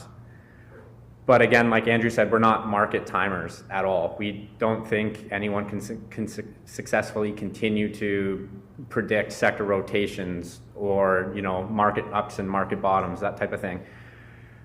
But what we do is we use Howard Marks' term of calibrate, so of a spectrum. So we all agree that we're late cycle. So we calibrate our fund in the sense of, we're not waiting for a yield curve inversion and then the next day to make drastic changes. But as we go through the cycle, we calibrate our fund to be slightly more defensive, slightly more defensive, slightly more defensive. So over the last year, we've gotten rid of a lot of small, illiquid, levered. So at the moment, for this cycle, we are the most defensive we've been in the cycle. And we will continue to calibrate till the end of the cycle. So I would say, again, that's not market timing. We by no means think we can time the market. And we're more stock pickers than anything, but we'll steal Howard Marks's comment and say we just calibrate accordingly. Okay, thank you. One last question for all the panelists. So we'll start from Andrew and then work this way. Keyword is briefly summarize where you think your fund fits into an investor's portfolio in terms of this replacing the traditional long equity and fixed income components. Yeah, I think I touched on it in our presentation. We see ourselves as either a yield enhancement substitute for traditional fixed income, traditional investment grade, duration-based fixed income with protection against rising rates, or a volatility reducer that can still compete with base domestic equities for returns. So I think for investors that perhaps aren't willing to, they don't want to divest from the market, they still want to have their money working for them, but they're concerned about downside risk, then I think what we do with our process-based investment grade, short duration approach with that high active management, I think is a viable alternative for the stage of the cycle. Yeah, I would say that the majority of our investors who are primarily institution will bucket our fund in two primary places, one of which is often with their bonds. Because of our return characteristics, we fit very well within a bond portfolio. And so we have a number of clients that will use us in there, or they will take our fund, and we have certain cases where they're using it as an overlay, where they're saying they want to maintain the exposure to their traditional bond portfolio, but they would like to be able to get some additional return, and so they're margining their high-grade bonds to overlay a strategy like ours, which doesn't have any correlation with their bond portfolio, to get additional return. It's a portable alpha type of overlay. That's primarily the use case for our fund with our investor base. And on our side, I touched upon this as well in the introduction, but it's a corporate bond replacement. So if you're looking to allocate to corporate bonds or to be more conservative high yield, we would look to replace that. That would be for the Income Opportunities Fund and for Fortified Income Fund. That's the bucket. And then for the Special Situations Fund, that would be an equity replacement, making money from the credit markets, credit-driven equity investing or event-driven credit investing, and looking to get equity-like returns with less volatility. Those are our two spots. Yeah, as I mentioned, I think in the first question, I'm not exactly sure where we fall into an individual portfolio. I don't think it's really our job to say what we know and what we can do is deliver a low vol product and focus on protecting capital and have a low correlation to the market. One thing that's a focus of ours certainly is keeping our duration short as well, whether that's on the merger arbitrage side or the SPAC side. You're always going to be reallocating into whatever the situation currently is in the market. So that also protects you from a significant drawdown or a significant market move. We think the biggest risk mitigator of any transaction or any position is time passing. So a lot less can go wrong in a week than a month, and a lot less can go wrong in a month than a year. So if you're cycling your portfolio, you're going to be reallocating into whatever that new normal is, and maybe that's where you're getting paid a lot more for risk or a lot less. But we don't try to say we're a bond replacement, we're an equity replacement. We try to be very transparent about how we're going to run money, and then however that fits into a particular portfolio, we're happy to be there. Yeah, so we're quite the opposite. We would say we are an equity replacement. We're confident we can beat, at least the Canadian market, which is where we participate, and we're mostly high net worth individuals as our investors, and for a good chunk, we are their equity exposure, or at least their Canadian equity exposure. Any questions from the audience?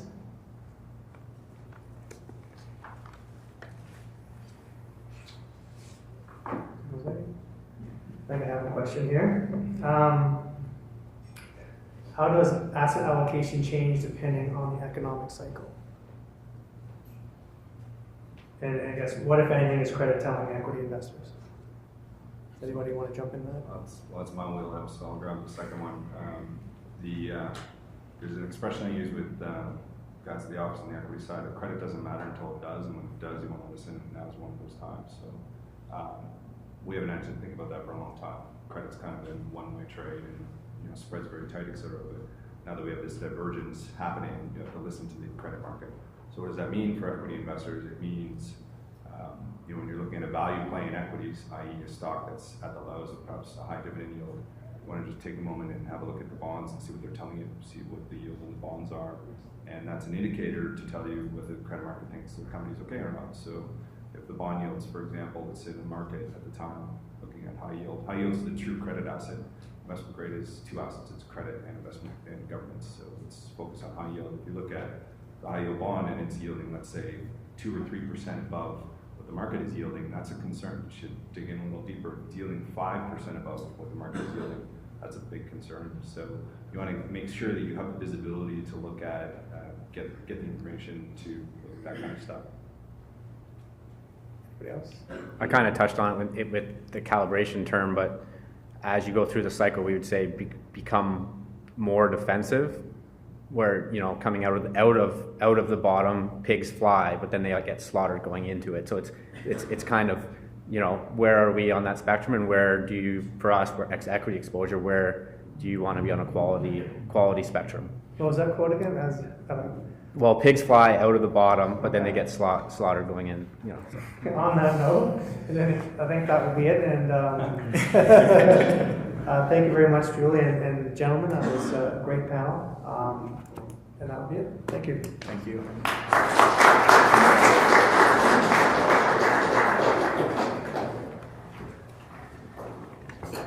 Thanks, Robert. Thanks, everyone. We'll now take our first break. We're actually running a little bit ahead of schedule, which is nice.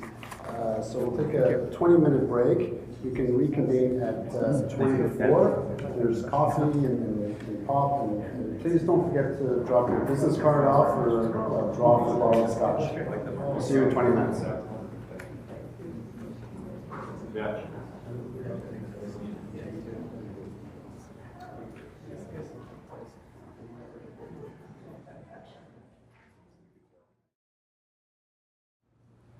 Welcome back.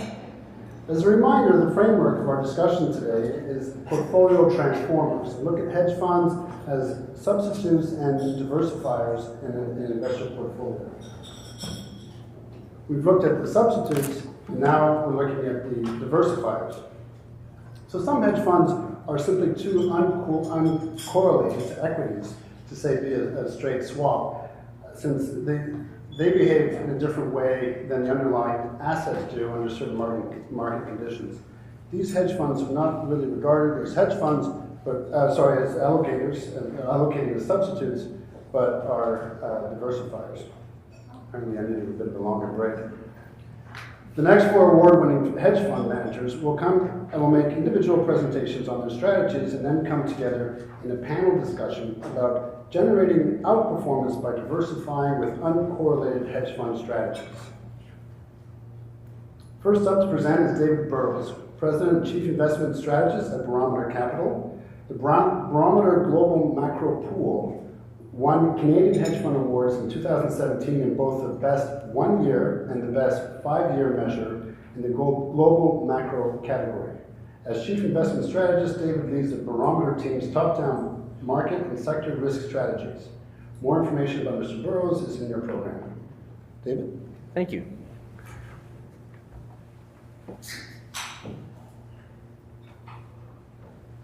So, one thing that's clear from earlier in the afternoon, there's a lot of great strategies, a lot of great approaches. Everybody's got a different view of the world as to what may work, what may not. And I think one thing that is clear from really what everybody said is we are moving into a world that is quite different than the one that we've been in. And maybe some of the rules that people have learned along the way may be challenged a little bit. Some of the correlations are different, and what may work going forward might be somewhat different. Barometer is a firm that runs money for families, foundations, some family offices, and we have a basic underlying view that at the end of the day, money is always in motion. And capital finds its way to the place where it's treated the best. And from time to time, there are structural shifts that take place that benefit one asset class or another, and that can go on for a long time. Revaluation is where you make money. So whether you're looking at equities over a long period of time, or there have been several structural long-term revaluations where multiples expanded for a long period of time, until ultimately they were overpriced and overowned, and then went through many years of underperformance while money moved to other places, like say commodities or fixed income assets. So at the end of the day, I think we all have clients who pay us to find our way to a place where we have a tailwind. We are directional. We are trying to identify those structural shifts, both positive and negative, and build portfolios that are relevant in the current environment that we're in. If you boil it down, I think our clients expect us to have a broad mandate because what works changes, but have tools to identify what's relevant right now. I'll call that leadership. That can take all kinds of different forms. We have to recognize structural shifts to reposition portfolios in a timely way. And there's times when correlations go to one where maybe we need to step aside from time to time. So really what we sell is a very tactical strategy. It is directional. And ultimately the goal is to build a portfolio that's relevant to the current climate. Now, baseline to what we do, 80% of return comes from getting to the right neighborhood, getting the asset class benefiting, or be short the one that's being hurt, and then find the groups within those areas that benefit and those that get hurt and build a portfolio that's relevant. So we've got two sets of tools we focus on. One is aimed at finding securities to express a view that meet some pretty strict criteria, but more importantly, we have a set of tools that help us understand the current market environment to say, where is it that money's getting put to work? Where is money leaving? How can we take advantage of that route? So just by way of history, we started our firm in 1991. We've been at it now 27 years, I guess if you do the math. We started with an equity strategy, trying to find revaluation themes in equities. The 1990s was a great time for that. We've run an equity strategy up till now, top-down driven. In 2000, our view was equity returns were going to be challenged going forward for developed markets. We started a tactical income strategy, which fortunately did quite well. Common characteristic, both had roughly 50% correlations to their benchmarks and roughly 50% of the risk of their underlying benchmark with a little excess return. 2008-9 comes along, and obviously a very difficult period for lots of people. Our income strategy, I think, was down 7, our equity strategy down 14. We felt we did pretty well. Clients told us how much money we lost. When we did a little bit of navel gazing, we found that the one category of asset management that made money really across the board was global macro.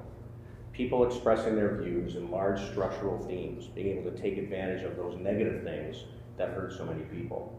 And so we set out to build a strategy.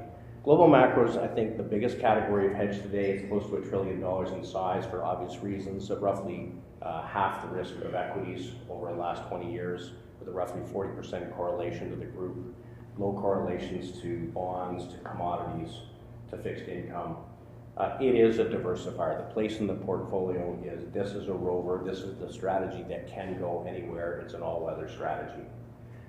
The problem, I think, in general, is that for Canadian investors anyway, they tend to be fairly opaque, tends to be lots of leverage, and ultimately, a lot of derivatives. And some people are comfortable with that, some people are not. We chose to build a mandate using ETFs as the vehicle, fairly limited leverage, 30 to 50 positions, go to any place in the globe, in any asset class with a systematic approach. And it's worked pretty well over the various periods since inception, 7 years, 5 years, 3 years. sort of top quartile against the global macro universe of managers, with pretty good risk-reward characteristics, strong in each of the 5 best 3-month periods since inception versus all world and S&P, and a little bit less risk in the down periods, low correlations across the board. So this is a strategy that is a diversifier. Basically, all of the strategies we run employ a top-down model that tries to identify pockets of the market that are seeing net new investment dollars getting put to work. And then we build portfolios, in this case, using ETFs and use stops on all of the positions. The baseline belief is that over time, money goes to the place where it's treated the best. When you head through a decline, the weakest assets sell off first, and by late in the decline, most things are being hurt. When the most aggressive folks put money to work, the strongest securities turn up first, often before a benchmark does. And as you go through an advancing market, breadth in a healthy asset should be expanding. More and more securities participating. There's no bear market in history in any asset class that took place while breadth was expanding. Similarly, there's no bear market in history that ever took place before days or weeks or months of deteriorating breadth before you saw it in the underlying benchmark. So breadth leads price. We run breadth-based models that quantitatively looks at about 300 universes of securities to try to identify where money is being put to work, what has a structural tailwind, what has a structural headwind. Where we see headwinds, we can be short. Where we've owned the securities, we'll use our stops, we'll raise some cash, and we'll step aside. This is something that we run against lots of different universes that we could focus in. I'll give you an example of a trade. After the 2008-9 debacle, the first equity sector that turned higher in our work was the energy space. Of course, fracking was changing the world. Energy production in the US exploded for the next 5 years, and the sector was completely revalued. You know, if you took the pipeline space, it went from 6 times earnings to 24 times earnings over 5 years. And as it happens in a revaluation, structurally looked expensive the entire way along because relative to recent history, multiples were extended. At $140 a barrel, breadth in the energy space, let's see if I've got it. Do we have a pointer in here? No. Breadth in the energy space started to collapse in July of 2014. In our world, what that means is, A, if we own it, we gotta be gone. Second, if we don't own it, it may be something to be short. We built short positions in producers and service companies, just using simple ETFs. It was a 1-year trade until ultimately breadth turned higher in January of 2016, giving not only a cover, but an opportunity to go long. Now that didn't happen in a vacuum. That happened against the backdrop of a correction that went on globally from 2014 through early 16. I think China was down close to 50%. That was the epicenter of the problem. The things tied to China, like the resource-producing countries and the heavy equipment exporters, were hurt 25 to 35%. The US was probably the best, not getting hit until the end of 2015, down 15%. Of course, nobody wants to live through that. If you're long only, you're stuck. Maybe you can go to cash, maybe you can step aside. In a macro strategy, we were able to take advantage of short EM, short commodities, short China, and ultimately hedge up and have an opportunity to make sort of 25 to 30% over that period of time. So this is a strategy that has no handcuffs. Now, interestingly, coming out of that, in 2016, breadth for equity markets in the US turned higher in the second week of February, and it led to that 2 years that people say really made no sense, low vol for an extended period of time. Interestingly, much similar to the rally that came off the lows in 1984 at the beginning of that structural bull market, or the rally that came off the lows in 1953, 2 years actually in each of those cases of lower vol than what we saw coming into January this year. In each case, the third year was excellent, but there was volatility.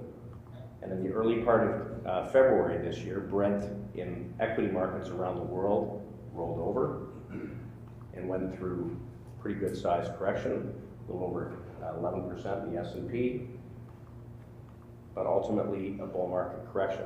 Breadths turned higher in all of the major indices, really around the world. We held that 200-day moving average a number of times, giving opportunity to set up long positions on the other side. So we publish our allocations transparently every week. What is it that we own? Our big weighting over the last few years have been US equities. European breadth is improving, Asian breadth is improving, Japanese breadth is improving, giving opportunity to set up positions in places like Singapore, South Korea, Thailand, Japan small cap especially, very, very interesting. So developed markets ex-US acting very well, showing strong improving breadth. Commodities allocation is an opportunity there. We've seen them pick up over the last while. Emerging markets with strong US dollar in light blue, that shows the virtual voiding of EM on the strength in US dollar. I think the biggest issue right now and the biggest opportunity we've talked about a lot today is fixed income. And for those that need to be long fixed income, that's a problem. It's nice to be able to be short. We look at the last time rates in the 10-year bottomed in 1947 at 1.6%. We look at the returns for the next 10 years, negative returns for the US bond market. We're in reflation for the first time in 35 years. And people forget, where is it you make money in reflation? There's a bunch of sectors, and equities in particular. The turn up in rates in 1947 ultimately led to the Nifty 50 by 1972 trading at 60 to 80 times earnings. The tailwind was in dividend growth. So ultimately, I think we're in a really interesting time. We had a fixed income rollover in the summer of 2016. Clearly, this chart looks worse as of this afternoon. Anything that is bond proxy related is broken. So now we're in an interesting time because we have the lowest correlations we've had in a long time, asset class to asset class, sector to sector. The lessons people have learned over the last 30 years will put them in the wrong spots today. Fixed income offers great short opportunities in developed markets and emerging markets. We can be anywhere. This portfolio changes dramatically over time. We believe we're in a structural bull market in developed market equities. And it's going to go on a lot longer than people think. When breadth models turn down, we get very defensive portfolio changes. But when we look at where the strength is today, financials, technology, materials, energy, some industrials, they're all reflationary assets. And on the other side, the assets that people have spent 35 years building piles of, bond proxies, that are very similar to some of the alternatives people think are the alternatives, long duration, low volatility assets. The tide is going out. So we publish our holdings in this portfolio weekly, pretty transparent and pretty clear what the structural themes are. Within each of these groups, there are subgroups that have cycles taking place that will go on well beyond the business cycle. So it's not just about finding areas of growth, it's finding areas of revaluation or spread or multiple compression to take advantage of on the short side. So we publish our thoughts regularly for those that are interested. And this is a strategy that we find people are using very specifically as something that is going to be quite different than the things they hold in their portfolio. It's 100% liquid, everything prices daily. It's a very simple, straightforward strategy, but I think one really well suited for this kind of environment. That's it. Any questions? Thank you.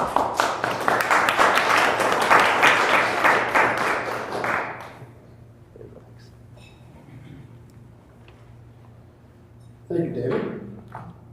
Our next presenter is Pierre Tauvet, Senior Investment Research Analyst at Claret Asset Management. Pierre focuses on Claret's strategic development initiatives and the management of the Claret Global Multi-Asset Fund, an award-winning managed futures program, including first place for best 5-year return at the 2017 Canadian Hedge Fund Awards in the managed futures category. Pierre?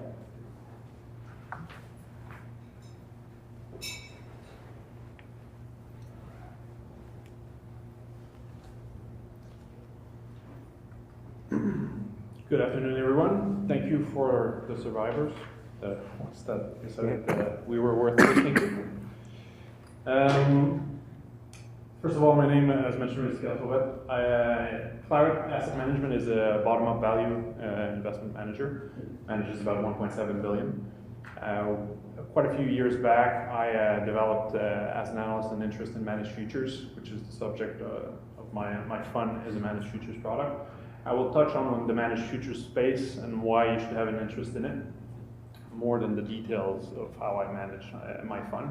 If you want more details, the handout has quite a few numbers and additional information that you can delve into. So, the Claret Global Multi-Asset Fund operates in the managed futures industry. The managed futures industry dates back to the 80s. This particular chart starts from 1999, and it reached 350 billion, and the part of the chart that you see is the part where it has garnered a lot more interest from the investment marketplace. Most of obviously, the name managed futures is composed of many different approaches, many different ways of using futures. Basically, the expression is any manager that focuses on futures as an instrument and manages any number of positions could be considered a managed futures manager. One big thing about managed futures is that they tend to be systematic. Most of the money in that space is managed in a systematic fashion. The more markets the managers cover and look after, the more systematic they tend to be. And out of that systematic portion, most of them are trend followers. If an asset class goes up, they're long. If it goes down, they're short.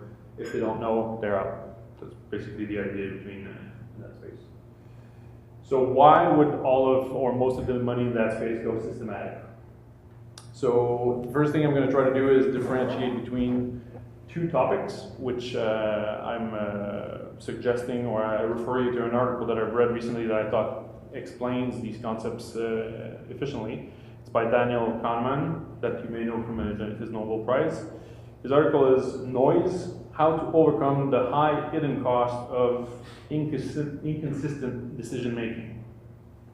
So in this particular article, he showcases the difference between inconsistent decision making called noise versus the various biases that you can, emotional biases that have been covered at length by other professionals or academics. So in his article, if I just take a step back, he mentions that humans are unreliable decision makers. Their judgments are strongly influenced by irrelevant factors, some of which are mood, time since the last meal, and the weather, whether it's nice or not outside. There's a lot of papers out there that demonstrate that humans are afflicted by these, and if you're in a position to make decisions, you have to know that you can succumb to the impact of that. So the variability in human judgments, when presented with similar facts, is called noise. So if someone's presented similar facts twice and he makes a different decision, that's the noise. You can measure that and you can try to do something about it. Noise is a source of errors distinct from those brought about by cognitive biases. I refer you to a pretty good resource to kind of have an understanding of the scope and the scale of the problem. There's a blog called Sci-Fi Blog, and there's a big list of behavioral biases. I've numbered 152 of them. So why is everybody going systematic? Because they know that there's a lot of issues going in our brains that can hamper our ability to make good decisions. So when applied to investments, how should you look at that? So basically, if you look at an illustration from the article I mentioned, you can think of the bullseye as an investment objective and your ability to meet your investment objective. So in this illustration, it's the wonderful world. You set out on an investment path and you hit the bullseye. Now, what noise does, the noise in your judgments, is that it just throws you off that ultimate objective that you're trying to meet. So it can take many ways, but in general, it's just not making suboptimal decisions. If we differentiate that from bias, what emotional biases can lead us or force us or cause us to do, is take consistently suboptimal decisions over and over again, just succumbing to some of these biases. Some of the interesting ones that I took out were, and that us at Clarivate are constantly faced with, is many times clients call us and there seems to be an urge to do something. There is a bias for that, it's called action bias. Sometimes people just want to do something because they think that inaction is not the most optimal course of action, but sometimes it is. Just staying put and keeping what you have in the portfolio is the best way to go about it. Another good one is anchoring, that you probably heard. Somehow you put up a position, you have your cost basis, and somehow your brain thinks that it's actually a relevant piece of information once you're in the position. That's called anchoring bias, very well documented. And there's one that I found that I think it's the first time I came across it. I think it's pretty relevant to managed futures, particularly trend followers. It's called the Babe Ruth effect, named after Babe Ruth. And the reason why it's relevant to trend followers is because trend followers are known to have the ability to seize a trend and ride it all the way to the end. And the asymmetry in the payoff of their trades has a few trades giving a lot of return, and to achieve or to be able to get those trades, they have to strike out quite a bit. They just have to put up those trades, control the risk, get out when it doesn't work out, rinse and repeat until that big trade or that big trend occurs. In conclusion on this topic, so obviously it goes without saying, if you're dealing with noise and bias, it's not a good recipe for investments. Decision-making noise can be costly, behavioral biases can be costly.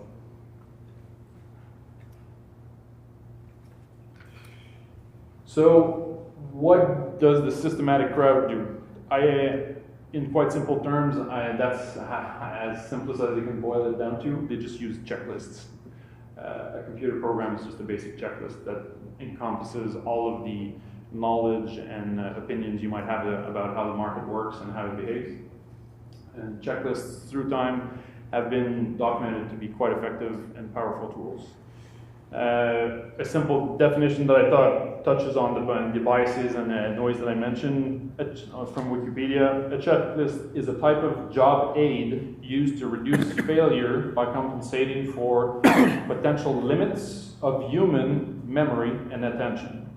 It helps to ensure consistency and completeness in carrying out a task. Obviously, if your program is done properly, it's not going to fail you through time when presented with the same information. A few quotes just to give historical context on why checklists make sense and having a very detailed rule set makes sense. You must have heard some of these in one fashion or another. If you fail to plan, you are planning to fail. The systematic players are at their best when they're in this research lab designing how they view the world, not when they have a quote screen in front of them and looking at the market. You want to focus on the plan. Once the plan is done and you're comfortable with it, execute the plan. Another good one is if you can't measure it, you can't improve it. So if you don't have a clear step-by-step approach to how you navigate the markets, you can't take a step back after all is said and done and see and analyze what went right, what went wrong, and whether you can do anything about it to improve your systems or your plan for the future. Charlie Munger has a good one as well. He puts things in very clear ways. I'm a great believer in solving hard problems by using a checklist. You need to get all the likely and unlikely answers before you, otherwise it's easy to miss something important. And a more recent one from Atul Gawande in his Checklist Manifesto. No matter how expert you may be, well-designed checklists can improve outcomes. And I would add to that, yes, even if you think you're an expert and you have the 10,000 hours of expertise and that you may have heard to become an expert, even the best experts in the world, they can still have a use for checklists. The airline industry still uses checklists. The operating rooms still use checklists to improve the error rates.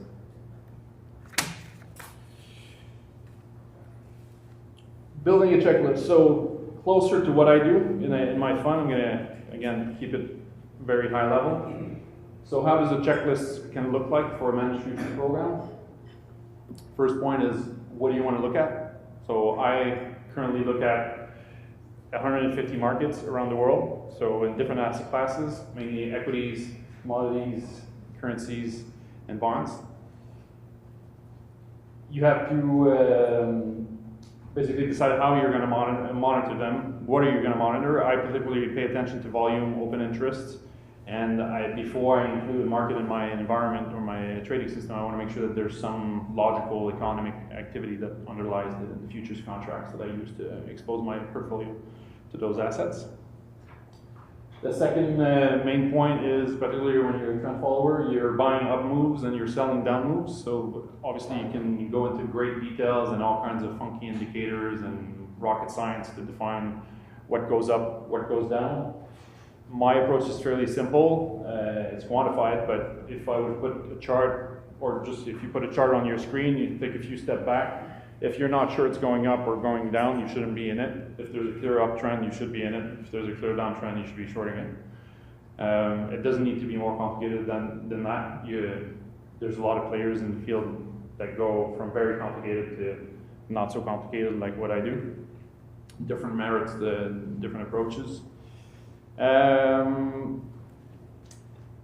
You can obviously have a innumerable combination of things on that front. So next thing, which is I think more important in a managed futures, especially if you trade that many contracts, you want to make sure that you get the currency risks right, the exposure right. You don't want to have too much concentration in any given risk. I size up the risks at the position, sector, and portfolio level to make sure that I'm comfortable with the amount of capital that's at risk based on where I intend to exit my position. And what most trend followers do is that they keep the winners and they cut the losers. So if I put up a position that I think is going up, if it doesn't keep going up, it's going to get out. And if I short something, it has to keep going down. If not, I'm going to be out. And it's rinse and repeat. I do this daily. The main busy time for the strategy is about 5:30 when most of the markets close on the eastern front. Then the next day starts up. So I put my orders in the market on where I want to be for the next session. Do that daily. So that's all nice, but what can such an approach or such a simple checklist can get you? Well, the returns from managed futures are very different from equities. And the striking point that I'm going to insist on is that particularly when equities are going down, so it's particularly relevant if you or your clients think that we're at the tail end of a bull market, you want to have an ability or someone with an ability to navigate markets when equities are going down. There are ways to address those situations.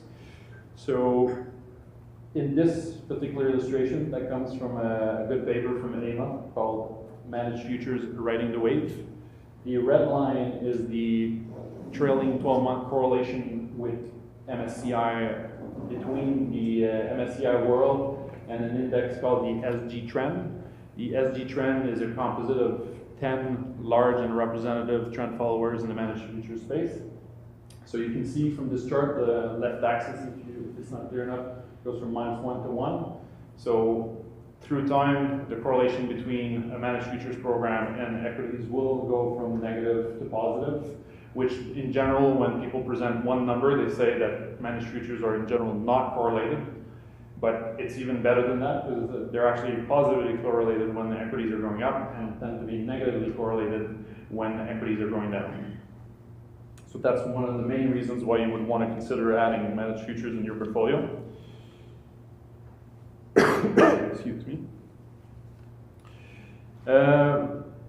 Then what's in it for you? So if you and your clients are not happy with the amount of return you're getting for the amount of volatility that you have to assume in equities, then managed futures gradually put in your portfolio can help you reduce the volatility and increase the return.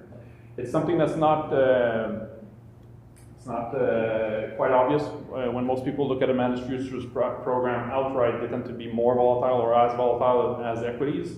And at the surface, it's not always obvious that adding more volatility or an equal amount of volatility will actually have a decreasing effect on your overall portfolio. Managed futures is one of the only asset classes that I know can achieve this property. Why should you go with Claret for a managed futures program? Since inception, the program was launched in January 2012. We've done pretty well for a managed futures program. It's a space that has its set of struggles through the past couple of years. We've managed to add 80% value over the SD trend, same index that I mentioned, which is the top 10 large and representative trend followers in space. How does it compare with peers? From this perspective, I won the best 5-year return in the managed futures category in Canada last year. 2016, second place, best 1 year. 2015, best 1 year. First place, best 1 year. And I also monitor my global peers because I want to make sure that I'm kept abreast of what my competitors are doing in case any bits of information that are interesting to know fall off the table. I'm also doing decent there, top 20 from Barclay Hedge. Barclay Hedge, in this particular ranking, compiles about 300 something managed futures programs, so I'm pretty proud of achieving top 20 over the past couple of quarters on a trailing 5-year basis. And about a year and some ago, I was ranked 8th on the Preqin CTA, that's top performing CTA rankings. Similar amount of CTAs showed in there. Then, to wrap this up, the key takeaways, hopefully you get something out of it, and that decision-making noise and behavioral biases can be costly. I recommend you have that conversation with your managers to see how they can isolate those risks from decision-making wherever possible. Checklists are powerful allies. You could ask your manager if he has a checklist or if he can explain it to you in simple layman's terms. Managed futures tend to zig when equity markets zag, so that's a good property. It's good for your portfolio by reducing its volatility while not decreasing its return. And Claret's results are competitive. Any questions? Two for you, Derek. First is, client asked me the other day regarding the correlations that increase in positive and decrease in negative periods. They asked me why. When something has effectively a zero correlation, why would that be? The answer I gave was that correlation is actually about negative 0.1, and it's that slight negative that causes it. I don't know if that was right in your view or if it's accurate, so I'd be interested in how you answer that. And the second question is, if you put your orders in every day at the end of the market and you use this checklist, how important is your presence there each and every day in order to run the strategy? Not very important because all of the process is documented, so I can train any analyst. I've trained 1 or 2 analysts over the past couple of years, so the knowledge is very easy to transfer, much more so than expertise that requires 20 years of experience, as we've seen on the panel earlier. Obviously, there's a lot of experience that transpires through these kind of approaches. Once you have a system that's fairly simple to understand and explain to your clients, that you're comfortable with the approach, it goes without saying that you can train a professional to execute such a strategy. Yeah. Why does the correlation? Why does the correlation? I was trying to dodge that question. I don't think I have a very smart answer for you. I don't think it tends to be positively correlated with equity markets.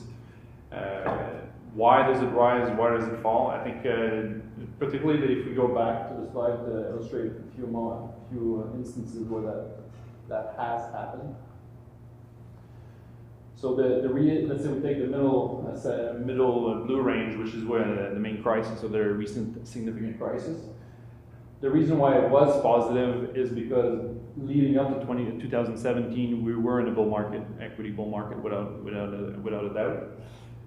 The reason why it gradually stops being positively correlated is that as that bull market cracks, then you, as a trend follower, would take some of that equity long risk off the table. So that's where the decorrelation starts to happen, where it's not really positive or negative. And then once the bear market establishes itself, then you start putting negative or short positions on the market. But it's a fraction of managed futures is equity futures to begin with. So how comfortable could you be that saying the correlation isn't spurious and just happens to be that way? I think from going from memory, like a lot of the topic during those periods is that correlations went to 1 across multiple assets. And in general, with the managed futures, you would prefer correlations remaining fairly low across different assets, except if you're well positioned, obviously. Nobody minds being positively correlated if all your bets are right. So I think when I use the equities as an example, but the energies were on a bull run going into that peak and then crashed quite significantly, just like equities afterwards. So it's not only equities. Here I'm showing equities because it's the most documented behavior. You could do a similar analysis. I think I've seen a paper by one of my competitors that did that with fixed income as well. See how this kind of ebb and flow of positive and negative correlation to a bond portfolio can be beneficial to a traditional portfolio, and it is. Does that answer your question? Yeah. Any other questions? Thank you.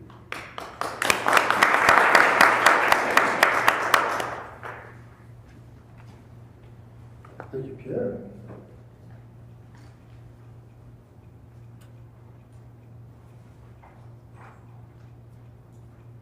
I'm not pleased about that.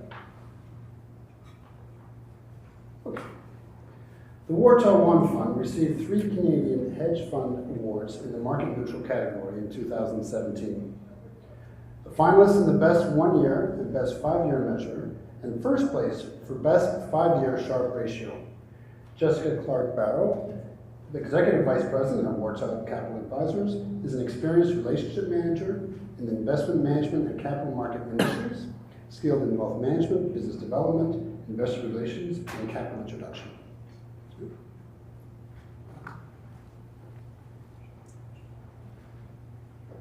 Thank you, Philip. And Jason and I are going to tag team this one. So I'm on the relationship management team, and Jason is a key member of our investment team, portfolio manager. So I'm going to take you through today. So that's just our disclaimer that you can't take anything that I say today as investment advice. I'm going to take you through quickly just an update on the firm, the role that we play in a diversified portfolio, and then take you through the investment approach for our award-winning Wartaw 1 strategy. So by way of update on the firm, we were founded in 2010 by Brad Dunkley, who was at Gluskin Sheff, and Blair Levinsky, who was at TD Securities.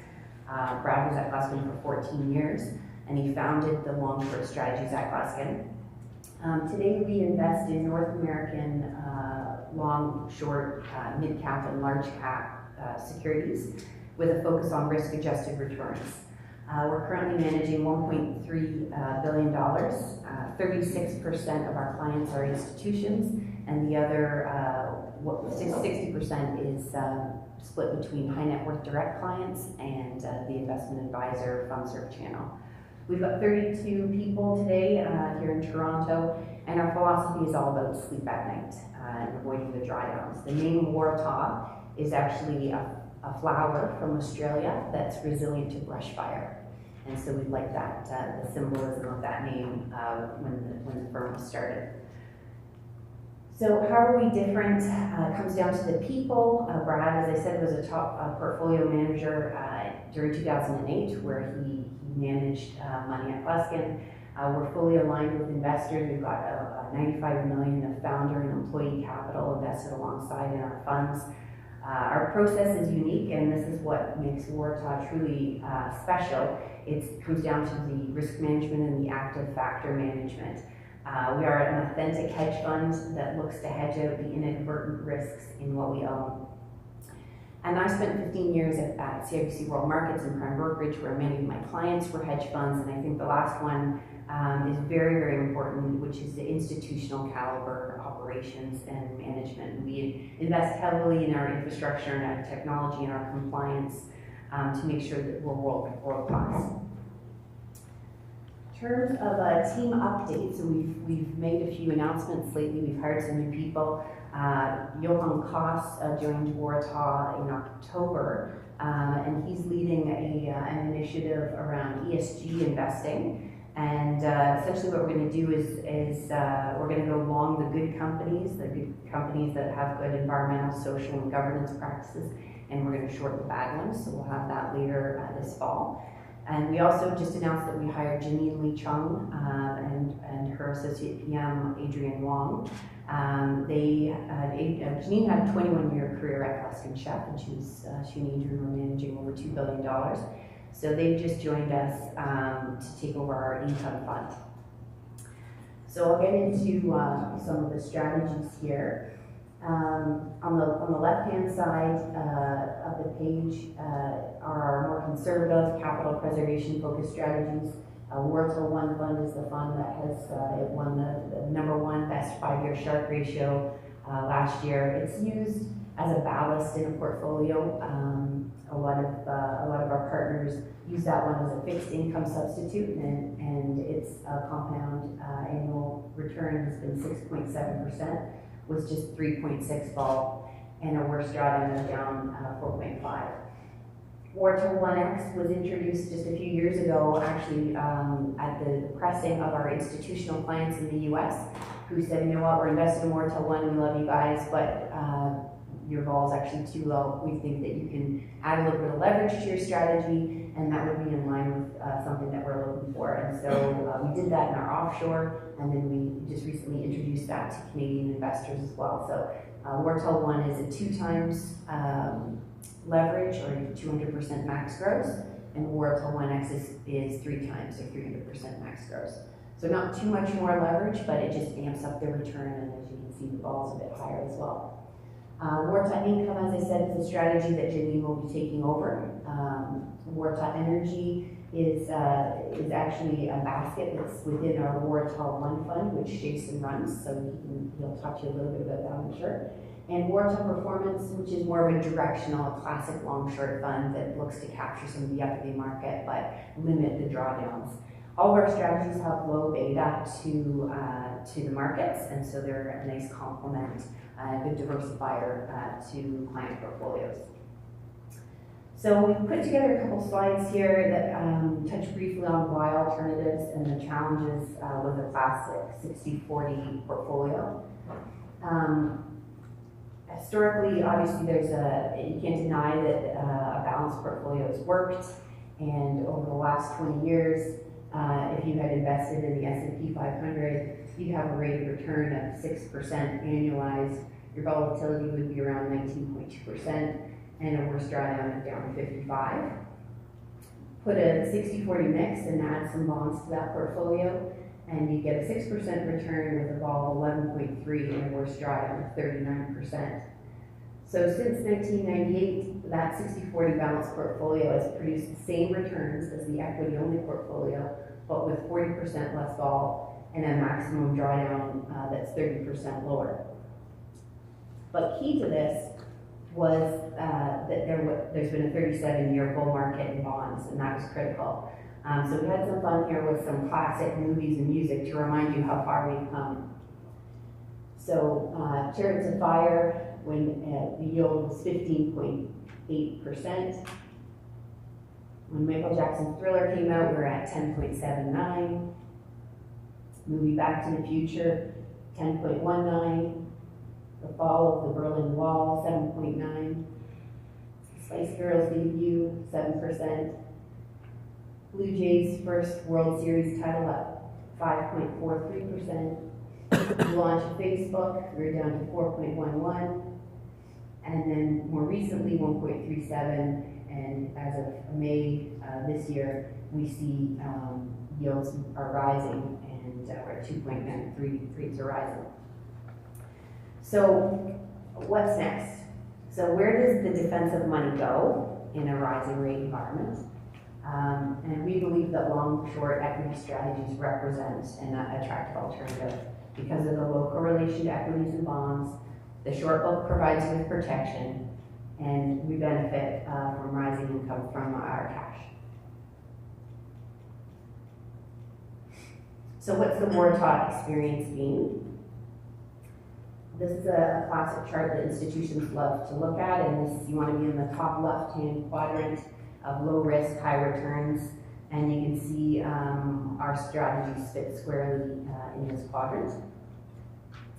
We focus on avoiding the drawdowns. It's the worst months and the worst drawdowns that impact your ability to compound returns, and an investment experience that includes losses are just not acceptable at Waratah. I'm going to focus in here on Waratah 1, which is a strategy that we won the #1 best 5-year Sharpe ratio for. And this is just shows you the strategy since inception, the drawdowns. So the gray icebergs there are the 50-50 blend of the S&P 500 and the TSX. And the blue, smaller icebergs are how we've performed during the same period of time. And you can see in the bottom graph, when we look at the 4 worst quarters that the market has had since we've been around, we're actually positive in 3 of the 4 worst quarters of the market. We did these slides just recently, so they're new to some of you if you're familiar with our strategies. Essentially what we're doing is trying to remove the tails. We don't want big swings in our gains or in our losses. So when you map that out, and you take a look at the S&P 500, for example, and you can see that the worst day that the market's had since we've been around has been down 6.6. The best day has been 4.7. The number of days with a less than 1.25% return has been 126 days, and the number of days with a greater than 1.25% return has been 142 days. And the 3 largest drawdowns of the market are quite large. Overlay Waratah 1, you can see our worst day since we've been around 2010 is just down 1.1. Our best day is only 1.1. But we've had 0 days that are less than, where our returns are less than 1.25. And our worst drawdowns are a lot better. So when you look at, you map out our worst day, which is down 1.1, you can see that you actually have to go to the 164th worst day of the market. And even our performance fund, which I have on the right-hand side there, their worst day for our performance fund, which is our more aggressive fund, you have to go to the 29th worst day of the market. So how do we do this? And so this is really in the Waratah 1. All of our, as I said, all of our funds are long, short North American securities, large cap, mid cap, and each fund is different risk return profile, and there's more or less risk management depending on the strategy.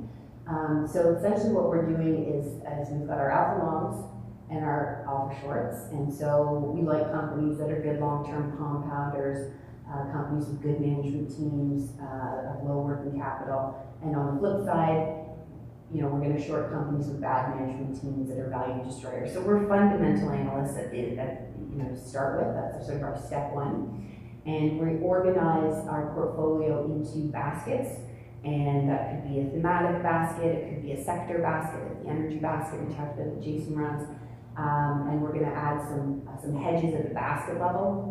And then we're going to go to the top of the house as well, look at the portfolio level, and add some other hedges as well, because you don't want everything in your portfolio to have, let's say, high momentum. And so everything can't look the same. So you need to go out there and short other companies that have high momentum to bring that factor down. So you want to hedge out the inadvertent risks of what you own. An example we show clients quite often, because everybody knows who Canadian Tire is a case study of back in 2013. one of our investment theses where it's a classic bottom-up fundamental analyst thesis, where we knew that Canadian Tire was looking to create a REIT, and they also announced intentions to create a joint venture with their credit card business. So it was worth more than the sum of its parts on a go-forward basis.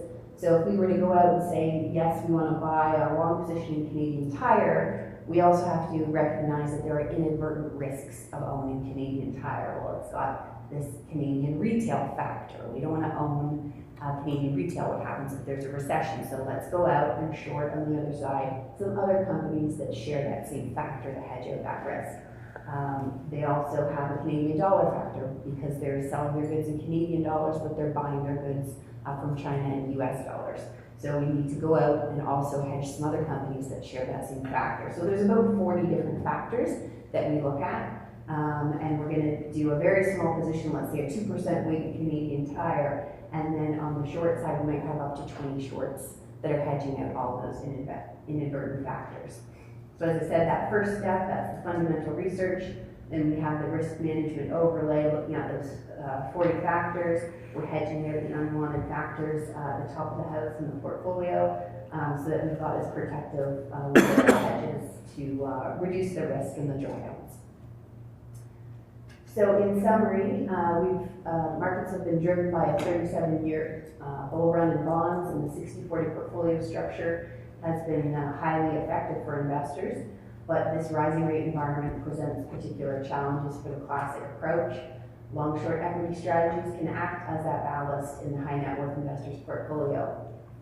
And we can continue to combine our superior stock selection with our best-in-class risk management with less volatility and lower drawdowns in markets. I have time for a question. Jesse? Jesse, I know it wasn't a big part of your presentation, but it's buzzy, so I want to ask. Yeah. ESG, 2 questions. Yeah. One is, what evidence is there that long social companies and short anti-social companies is a good one? Yeah. And also, I know everyone wants to feel good, I'm doing something social, but where do you draw the line? I submit it's actually impossible, because maybe you're going to say a bank is good, yeah, but they lend to the oil company which pillars the earth. So how can you decide what really is good or bad, and what that validity is that? Yeah, so those are great questions, and I think it's something that internally we have a lot of discussions about as well. And I think there are certainly lots of studies out there that say that you have women on boards and your company's going to perform better, and you have good social governance practices, your companies are going to perform better. And there are lots of filters and things that are out there, these long-only ESG passive funds that are using basically screens to figure out which companies go in. And so part of what our philosophy was is that something like coal, for instance, just doesn't even go into an ESG portfolio. But the world needs coal. Coal's a big input to steel, and we're building buildings, and so we need coal. We need companies that are generally good companies, that are investing in recycling their wastewater and protecting the fish and have good corporate responsible practices. So we would go long those companies, and we would short, the bad Chinese coal producing company that generally is probably also a bad company. So it is an additional factor screen that we'll be adding, but I think we're going to look at it differently, and we're not going to take the screens that are out there today and just say, we're going to go a level deeper and challenge those filters in our work. Jason, is there anything else you got? Yeah, I will be pretty sort of involved in ESG portfolio going forward, but I'll give you sort of one anecdote is think about the oil patch, for instance, or the oil sands. If you're a company that effectively doesn't remediate any of their land, and it's basically the big spill on the land, it just effectively is going to cost you more down the road.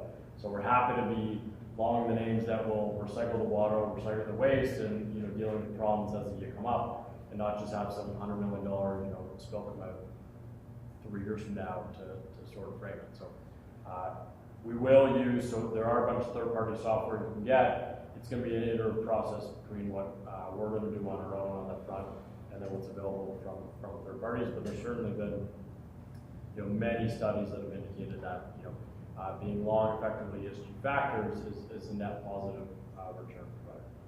Okay, so would it be fair then to say you're not going to make a judgment on what's good or not, you're just going to say we're going to buy the better ones? Yeah, and quite honestly, we're happy to short the poor quality companies and happy to go along the better than poor quality companies. Like I don't think any ESG, if you were strictly long only, you would invest in a single oil sands company, but Canada produces 4 million barrels and the oil sands produces 3. Like, it needs to be done. It's sort of integral to our environment. But like I said, we're happy to go along sort of the highest quality perceived companies and short those at lower quality.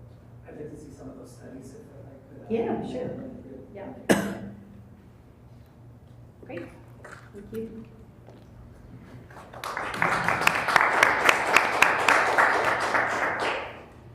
Thank you, Jessica. Our next and final presenter for this afternoon is Tim Elliott, president of Connor, Clark and Lund Funds, a business which he co-founded with Connor, Clark and Lund Financial Group to bring select institutional caliber investment strategies to individual investors. The CC&L Global Equity Market Neutral Fund won first place for best 5-year return in the market neutral category at the 2017 Canadian Hedge Fund Awards, while the CC&L Market Neutral Fund took second place in that same category.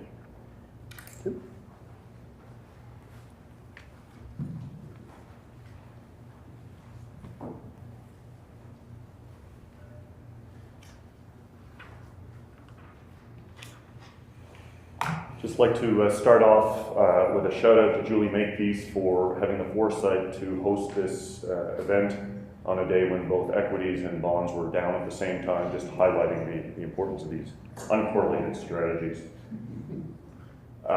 So Connor, Clark and Lund, we look a little bit different than most Canadian alternative or hedge managers.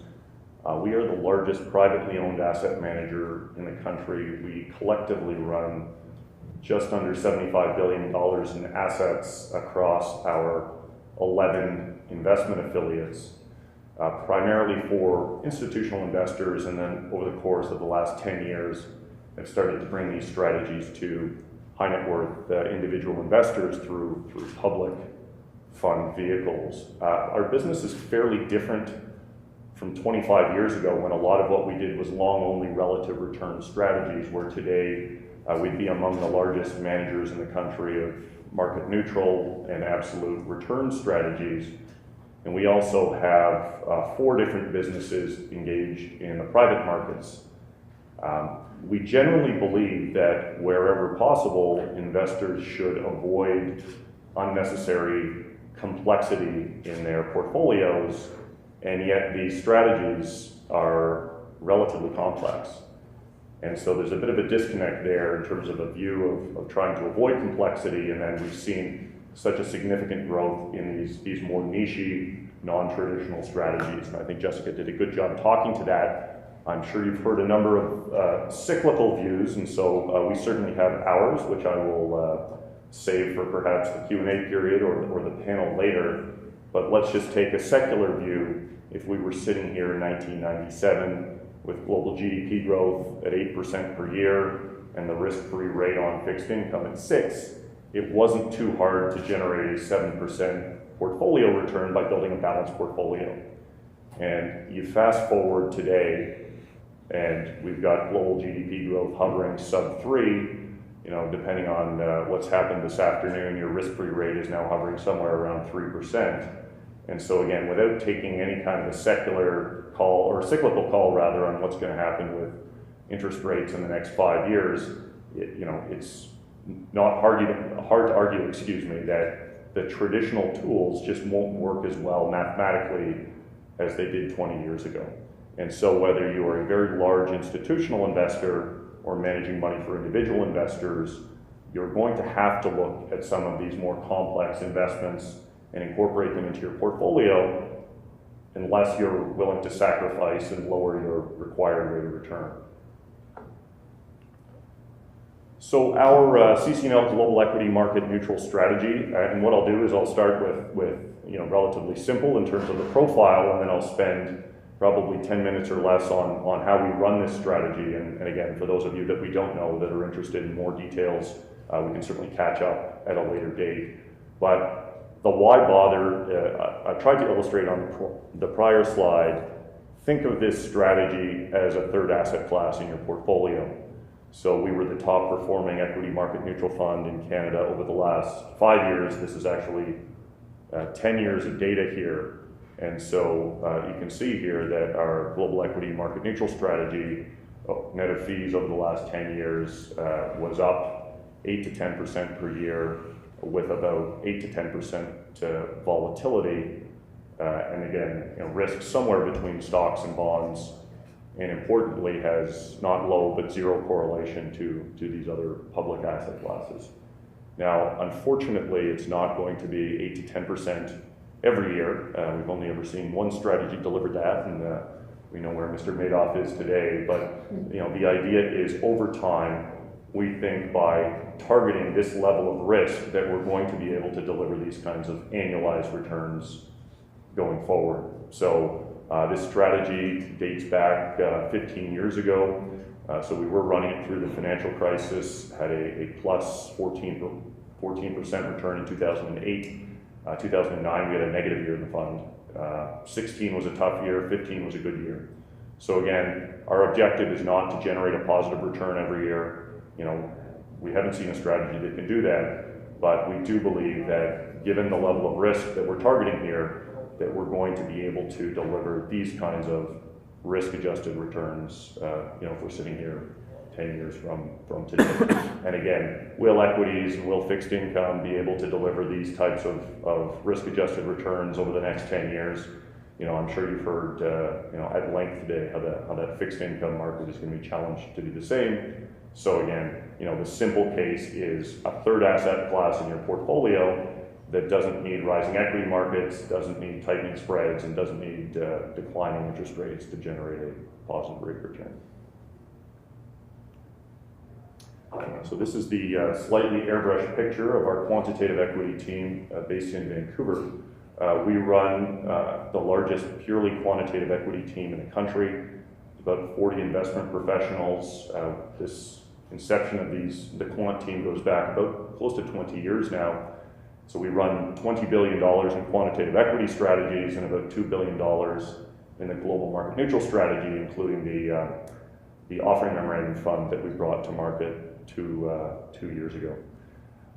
Quant is now becoming a bit of a buzzword, a lot of factor-based ETFs, a lot of smart beta, and we're quick to point out to investors that just like two traditional managers are not the same in terms of quality and credibility, don't assume that two managers pursuing a quantitative approach are doing the same thing as well. So philosophically, our team are fundamental investors. So with a view that company fundamentals will drive stock price over time, the difference is how they go about researching companies.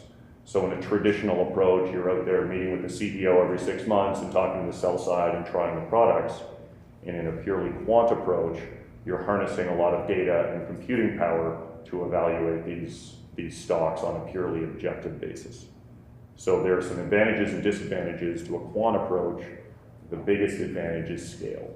So our team evaluates 12,000 stocks every single day and arrives at a forecast for risk and return for each one of those 12,000 stocks. So we take that universe of companies, which represents about 98% of the stocks you can invest in on the planet, and analyzes those stocks across about 40 different indicators to arrive at these estimates. And we're not just talking large stocks. The majority of our portfolio is invested in small and mid-cap companies, and we're not just talking developed markets.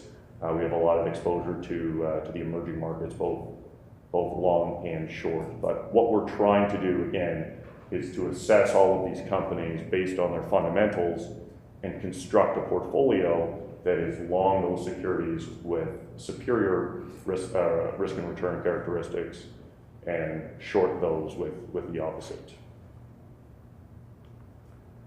So just a quick snapshot of a couple of features of the portfolio. So we are dollar neutral, so we're as long as we are short. We are beta neutral, so there are no size or beta biases in the portfolio.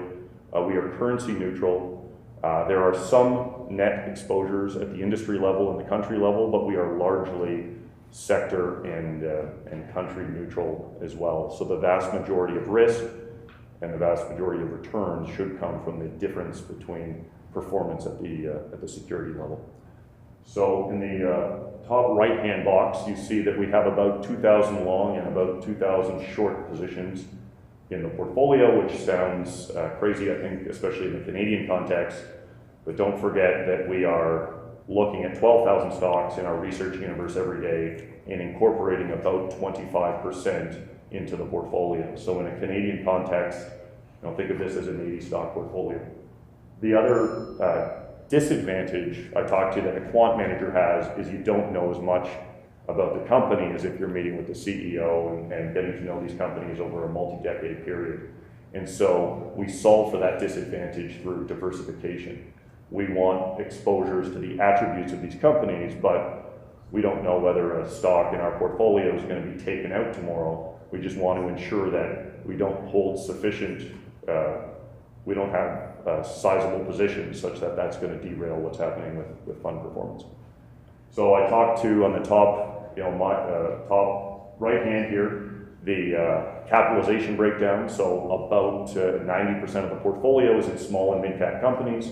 If you gave us the S&P 500 and said, run a market neutral strategy, we couldn't do it. There's no return to be had there between, we're happy to give clients the example of, long Coke, short Pepsi in terms of explaining market neutral, but, what we want to do is direct our research and our insights to where we have a competitive advantage in an inefficient market. And so we think, you have less analyst and investor coverage on small cap companies. You think about the emerging markets, it's a terrific place to be going long and short securities because you just have, far fewer analysts covering it. What you don't like about small caps and emerging markets is the risky beta, but in a market neutral structure, you're able to actually isolate that and just get what you like about it, which is the alpha return potential.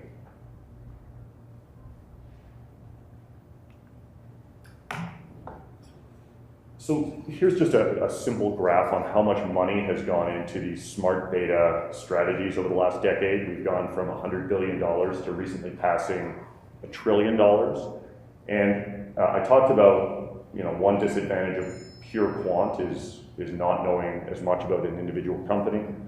But the other knock against quant, which is frankly fair in some cases, is you get a bunch of smart people to go into separate rooms and build a model.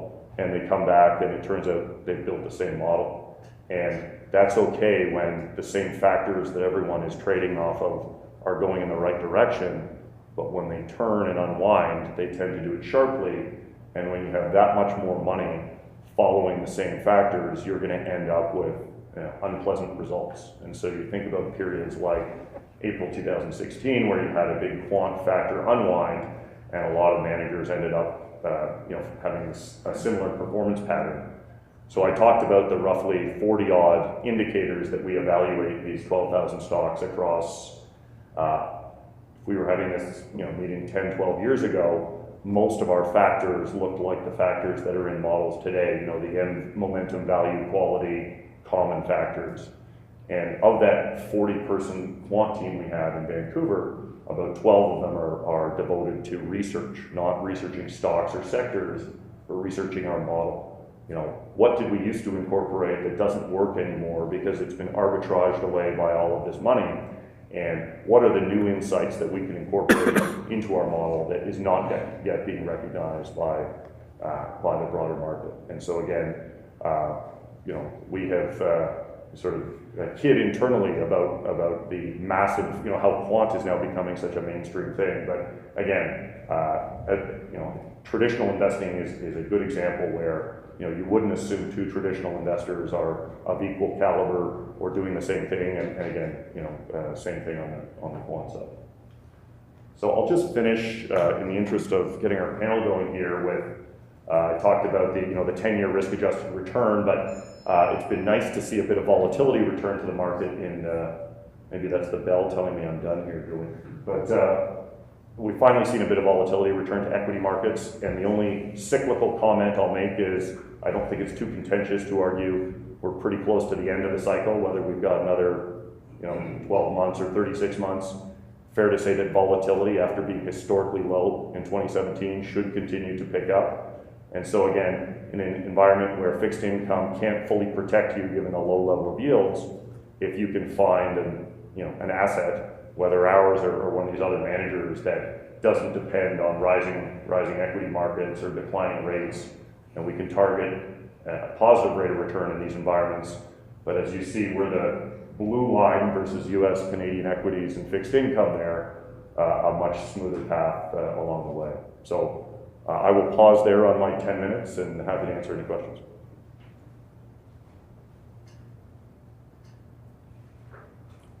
Nice. To the panel.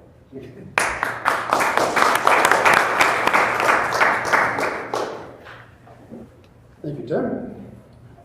As Tim mentioned, we will now move to the second panel discussion of the afternoon. This panel is looking at generating outperformance by diversifying with uncorrelated hedge fund strategies. Our moderator is Dennis McPherson, who is Senior Vice President at CHFA Fund Services. Mr. McPherson has been an industry leader in process improvement change as either a member or chair of several committees and working groups, and is currently an active member of the FundServe Standard Steering Committee. He's also participated in several high-profile speaking engagements at IFIC, CCMA, and PMAC.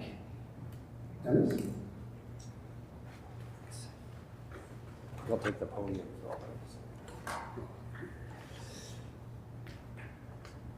Good afternoon. Julie, thank you for the courage to allow me on your podium for 2 years in a row.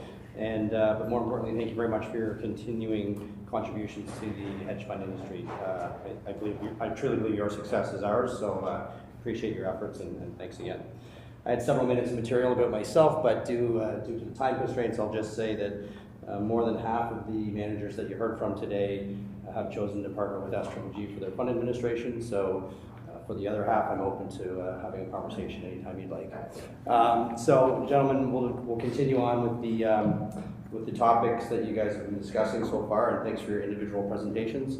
So we'll just get right into it. So, David, maybe I'll start with you. How do you see investors using your strategies to successfully diversify their portfolio? So the families that we work with, most of them have managers who do some pretty traditional things. Some of the advisors we work with have strategies they run themselves very effectively. I think the thing that I find very useful about macro is that revaluation comes in a lot of different places, both positively and negatively. And there are asset classes and places within asset classes, commodities, currencies, areas of fixed income, geographic regions that our clients are probably not participating in. And so in a world where, especially today, we have pretty low correlations, there's an opportunity to do things that are really quite unique and do them with risk levels that you can manage with the right tools. So I think it really truly is a diversifying strategy, which is why I think it's such a quickly growing category around the world outside of Canada. Okay, thanks. So Pierre, maybe I'll go over to you. What types of underlying traditional assets might an investor add to their portfolio as part of your strategy, and why? The obvious one is equities, as I touched in my presentation. What I didn't mention is how it's become to be labeled or called. A few years back, you would have heard crisis alpha quite a bit as describing the ability to manage futures to mitigate downside risk of equities. Nowadays, I think the expression is crisis risk offset, just different name, same thing. Except the crisis risk offset, the couple that I've seen would pair up managed futures with a long-dated treasury position, half and half. And the idea being that the managed futures is trying to capture the diversity of returns in a market collapse, whether it be commodities collapsing or rates or different asset classes move differently during these different crises. And the treasury part is just around the safety, or like the safety. But it's mostly equities. I think that we've got the negative correlation that the futures are. Okay, and so Jason, let me ask you then, how would your strategy achieve low or negative, ghost in here. How would your strategy achieve low or negative correlation to versus a traditional portfolio? Yeah. Excuse me. We do two things I think that's pretty unique. One in which is our net management. So net is just your long dollars less your short dollars. So since inception in War 1, we've averaged 19% net long. So think if you have $100 left invested in the market, we only have 19 invested in the market. We've been able to generate, I think, 2/3 or 3/4 of market returns over that time. So that's in itself one risk mitigator. And two, we have a team of 5 people whose primary job is risk management.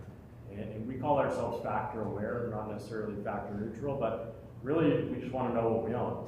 We want to know that we have exposure to companies that buy their goods in US dollars but sell them in Canadian dollars. Or we want to know that we're short all the same stocks that everyone else is short. So when there are short squeezes in the market, how do we manage that? So there's about 45 or 50 real-time factors that we look at every day to determine what those exposures are. And minimizing our exposures, having only small tilts and not big meaningful ones, really limits volatility and drawdowns of the fund. Very good. Okay, thanks, Jason. So Tim, tell me, what would you say is your key differentiator, and why is that important? Why does it matter? Yeah, I think the why it matters in market neutral is important because there is no free carry or exposure to a rising market. So you think about most long equity strategies, and the alpha piece might be 5 to 15% of total returns, whereas in a true equity market neutral strategy, it's 100. That's all there is. It's manager return, not market return. So, like any business, we want to operate in a market where we think we have a competitive advantage and the fewest competitors. And again, that's why we direct a lot of our exposures into less followed, less efficient parts of the global market, both long and short. Okay, very good, thanks. So Pierre, I'll go back to you. What type of market environments favor your strategy, and which are more difficult? To answer that question, the best way I found to explain that would be with a paper. It's called "When Do Trend Followers Make Money?" That was a pretty simple title to remember. And they pretty much analyzed managed futures returns and against volatility and correlation, global volatility of different asset classes and global multi-asset correlations. So if you think about partners with low vol, high vol, low correlation, high correlation, managed futures, you could expect them to do well when it's low vol, low correlation, or a high vol, high correlation. It can get a bit tricky to understand why that would be the case. I think the easiest example is the crisis period, because when the famous expression, in a crisis, all correlations go to 1. If you're well positioned, you're quite happy to see that vol come in and everything being correlated. When you're well positioned, that's what you want. When you're looking at the low correlation and low vol, I think what benefits trend followers is that there's less choppiness to the trends, so the trends are cleaner. You're not putting the Babe Ruth analogy. You're not striking out as much because whatever trends that you're observing are clean trends. There's no false spikes as often. So I think that's a good, simple way of looking at it. And currently, the environment is even with the February hiccup in equities, you can say that across asset classes is a fairly low volatility environment. And from a correlation perspective, although we're not quite back as low as the pre-crisis years, we're much lower than the crisis years. So not ideal environment environment from a correlation perspective, a diversity perspective, it's still good. I expect decent opportunities to. Okay, well, and so let's stick with that for a minute. So David, let me ask you, what market environments favor your strategy, and like how would you characterize the current market environment is treating your strategy? Sure. So if you're focused on structural revaluation, these are longer term themes. And when you're tracking breadth movement in a world where correlations are relatively low, there's some very clear themes in this market. So I think that it's a very good environment for a macro strategy.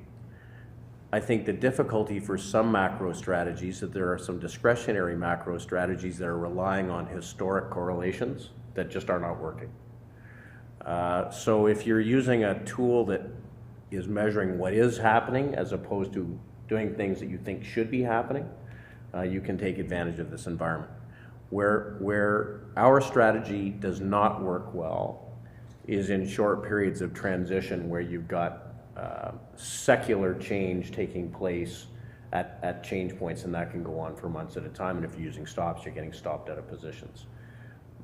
But it's interesting, coming out of this correction that we were in between sort of the beginning of February and recently, the leadership that was in place, say in equity markets, is the same leadership coming out, if not clearer. And there's some very clear lagging themes that can be taken advantage of on the short side, and certainly by asset class, the same thing. I mean, today was a great example in fixed income. Okay, and so Pierre, let me just go back to you quickly. When's the best time to invest in your strategy? Now. Sort of seriously, because I'm currently in a drawdown. The February month was the worst month for managed futures in 17 years of the index that I mentioned earlier. Me, it was just the worst in 6 years because the fund has 6 years. So I would say that the best time to invest in managed future strategy is when the manager is in the drawdown, but not just from a mean reversion type of a basis, but if you look at how the manager implements his positions within the fund,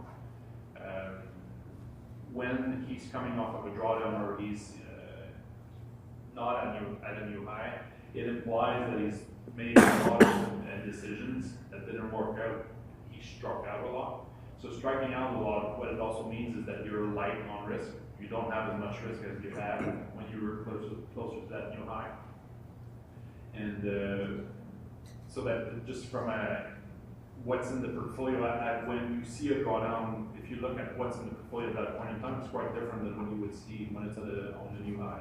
On a new high, you would see quite a bit of positions, probably a lot of them with big differences between where the position, the open P&L would kind of be big. And when you're off of a drawdown, you have smaller P&L positions that are still in the portfolio.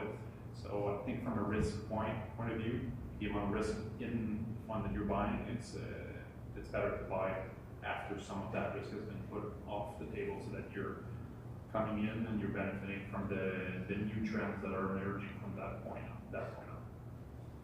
Okay, great. Thank you. So let's hear from Jason now. Jason,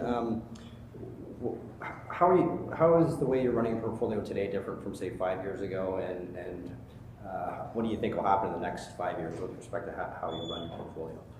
Yeah, I'd say it's evolved, but it's generally been the same, theme and approach. I think I bet I'll answer for everyone here, and just hit me if I'm wrong, but you want sort of all your managers to become better over time. You learn and you evolve, and you sort of build in those practices as time advances. So what's allowed us to and be a little different is we've gotten better on the risk side over the years, which has allowed us to put more capital in the market. So our gross dollars, which are long and our shorts, we've been able to grow that over time and effectively generate more return with every dollar employed in the market. It's really sort of to our advantage what the biggest theme is. And I think going forward, be the same thing. I think you learn from past mistakes, you build that into your practices, and shame on me if we make those mistakes again. But that's in theory what we're trying to do, and we think we can sort of get better over time. Okay, Tim, maybe same question to you.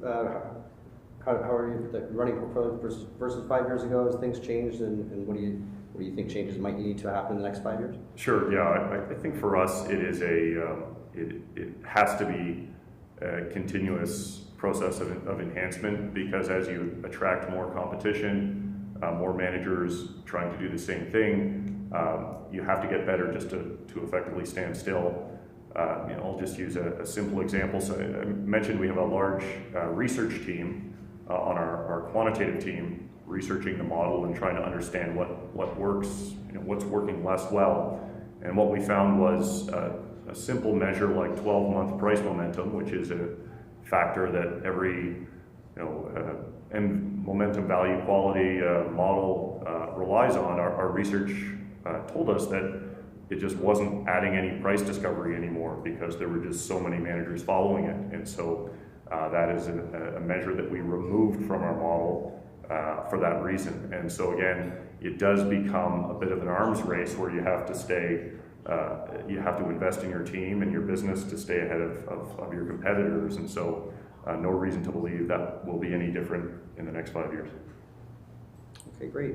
So listen, the next one I'd like to hear from everybody, so we'll start with David and work our way down. And I think that this question was also in the first panel today, and I heard the answers. I heard bonds, I heard cockroaches, I heard calibration, so I want to hear what you guys have to say. How would you expect your portfolios to perform in a broad market downturn? So David, I'll start with you. So we've had some experience with this. I mean, across the mandates that we run, we've used this top-down model for 25 years. And in our long-only mandates, it gave us an opportunity to have pretty significant, like very significant outperformance in downturns, very little by way of drawdown. And since we've been running our macro strategy, we've been able to take advantage of prolonged turns down. When I say that, I mean beyond 3 weeks. But there's lots of opportunity to take advantage of negative themes the same way as you can take advantage of positive themes. And there's some pretty clear ones in the market right now. So wouldn't really impact, or I guess, whether we're up or down, it won't have anything to do with the direction of the equity market, because we neutralize market exposure and neutralize beta. I talked about the fund having a solid positive year in 2008, obviously a terrible year for equity markets. Was actually down modestly in 2009, which would lead you to believe we have negative correlation, but more coincident. It matters what's going on in the market, and whether our longs are outperforming our stocks, our shorts, excuse me, whether the market is up or down. So really not so much important what the market's doing, and more whether we're able to add that spread between long and short positions. Thanks, Jason.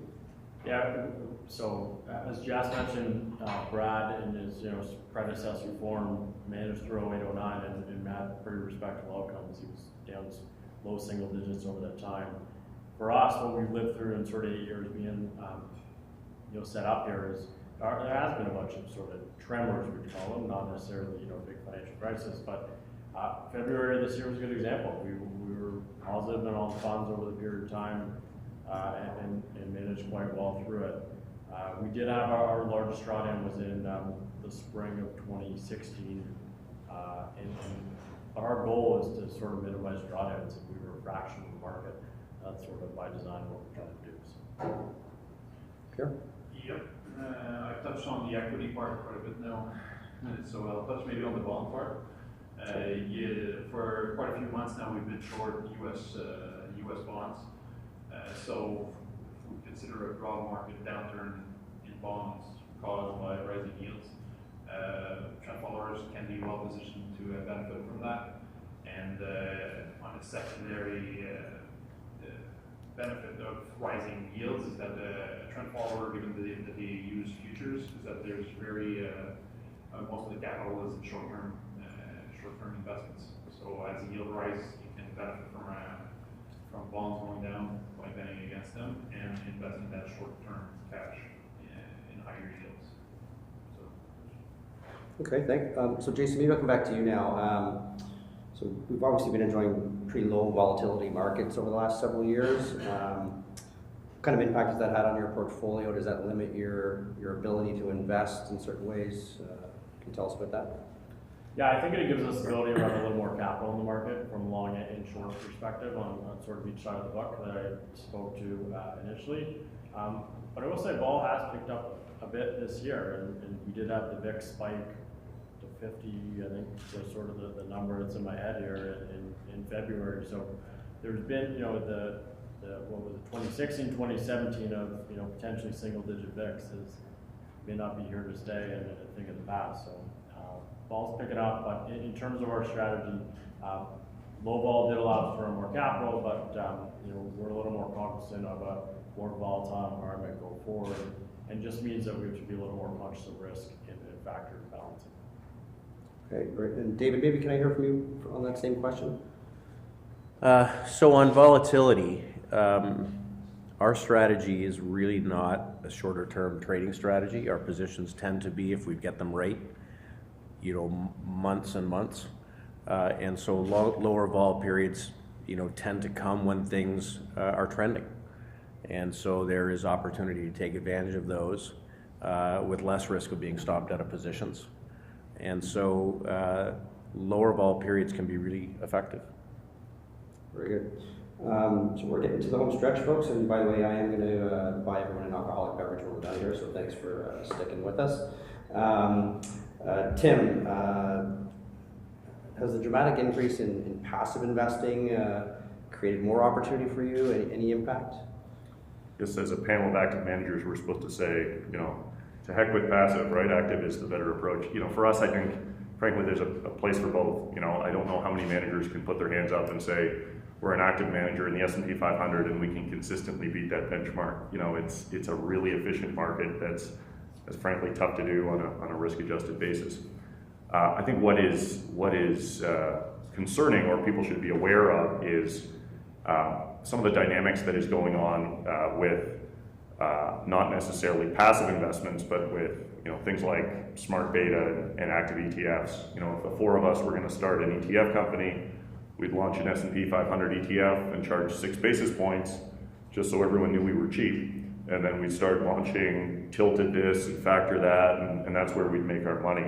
And there's been an incredible amount of money flowing into those types of strategies, and it's not obvious to us that people understand what types of things they're exposed to, but there's a lot of people exposed to the same factors. And I think as those, great when they're all working, but when they turn, I think there'll be a bit, a few unpleasant surprises.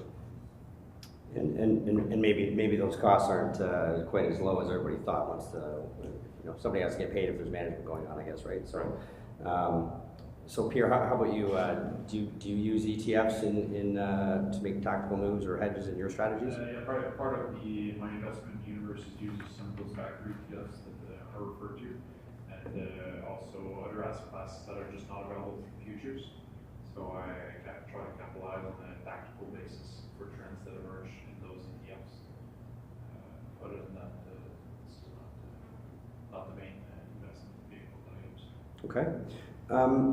Gentlemen, maybe we talk about liquid alts for a second, liquid alternatives. So for those of you in the room that may not know, there's proposed amendments to National Instrument 81102, which will allow more alternative-like characteristics to be applied to a prospectus-based mutual fund trust that would be governed under that section of the National Instrument. So theoretically, it allows a prospectus-based product to have a little more flexibility in how they structure the fund. So one of the key things I think people would want to know about is sort of the fact that a lot of alternative products as they are today may very well not be able to just drop into this new category. I think a lot of managers are probably looking at how this will impact their business and what they should be doing about it. So so maybe I'll ask a couple of you what impact do you think this will have on your business and the investing landscape in general, and then if you're willing to tell us, do you think that your firm is contemplating offering such a type of product? So David, maybe I can ask you that. Sure. So we know that there's all kinds of strategies that have been put in the hedge bucket over the years because they didn't fit in the mutual fund bucket. And some of them are illiquid assets with long durations that should be in a bucket that is recognizing there's some liquidity risk. And there's some strategies that are in highly liquid, visible securities with daily liquidity that easily should be in something. So I think that this liquid alternatives category is going to be an important one. And I think it is going to open up many strategies to private client investors and to retail advisors. And, you know, speaking for us, we will for sure put our macro strategy into a liquid alternative bucket because it absolutely makes sense. Does it drop in pretty much as is, or? It won't change, I don't think, at all. Okay, Tim, perspectives from your firm? Yeah, we've been spending a fair bit of time on liquid alts, and I think generally speaking, it's a positive development. To David's point about allowing investors and asset managers more tools in the mutual fund structure, and I think importantly will make some of the strategies that have been talked about today available to all investors as opposed to just accredited investors. But it's going to be fascinating to watch, frankly.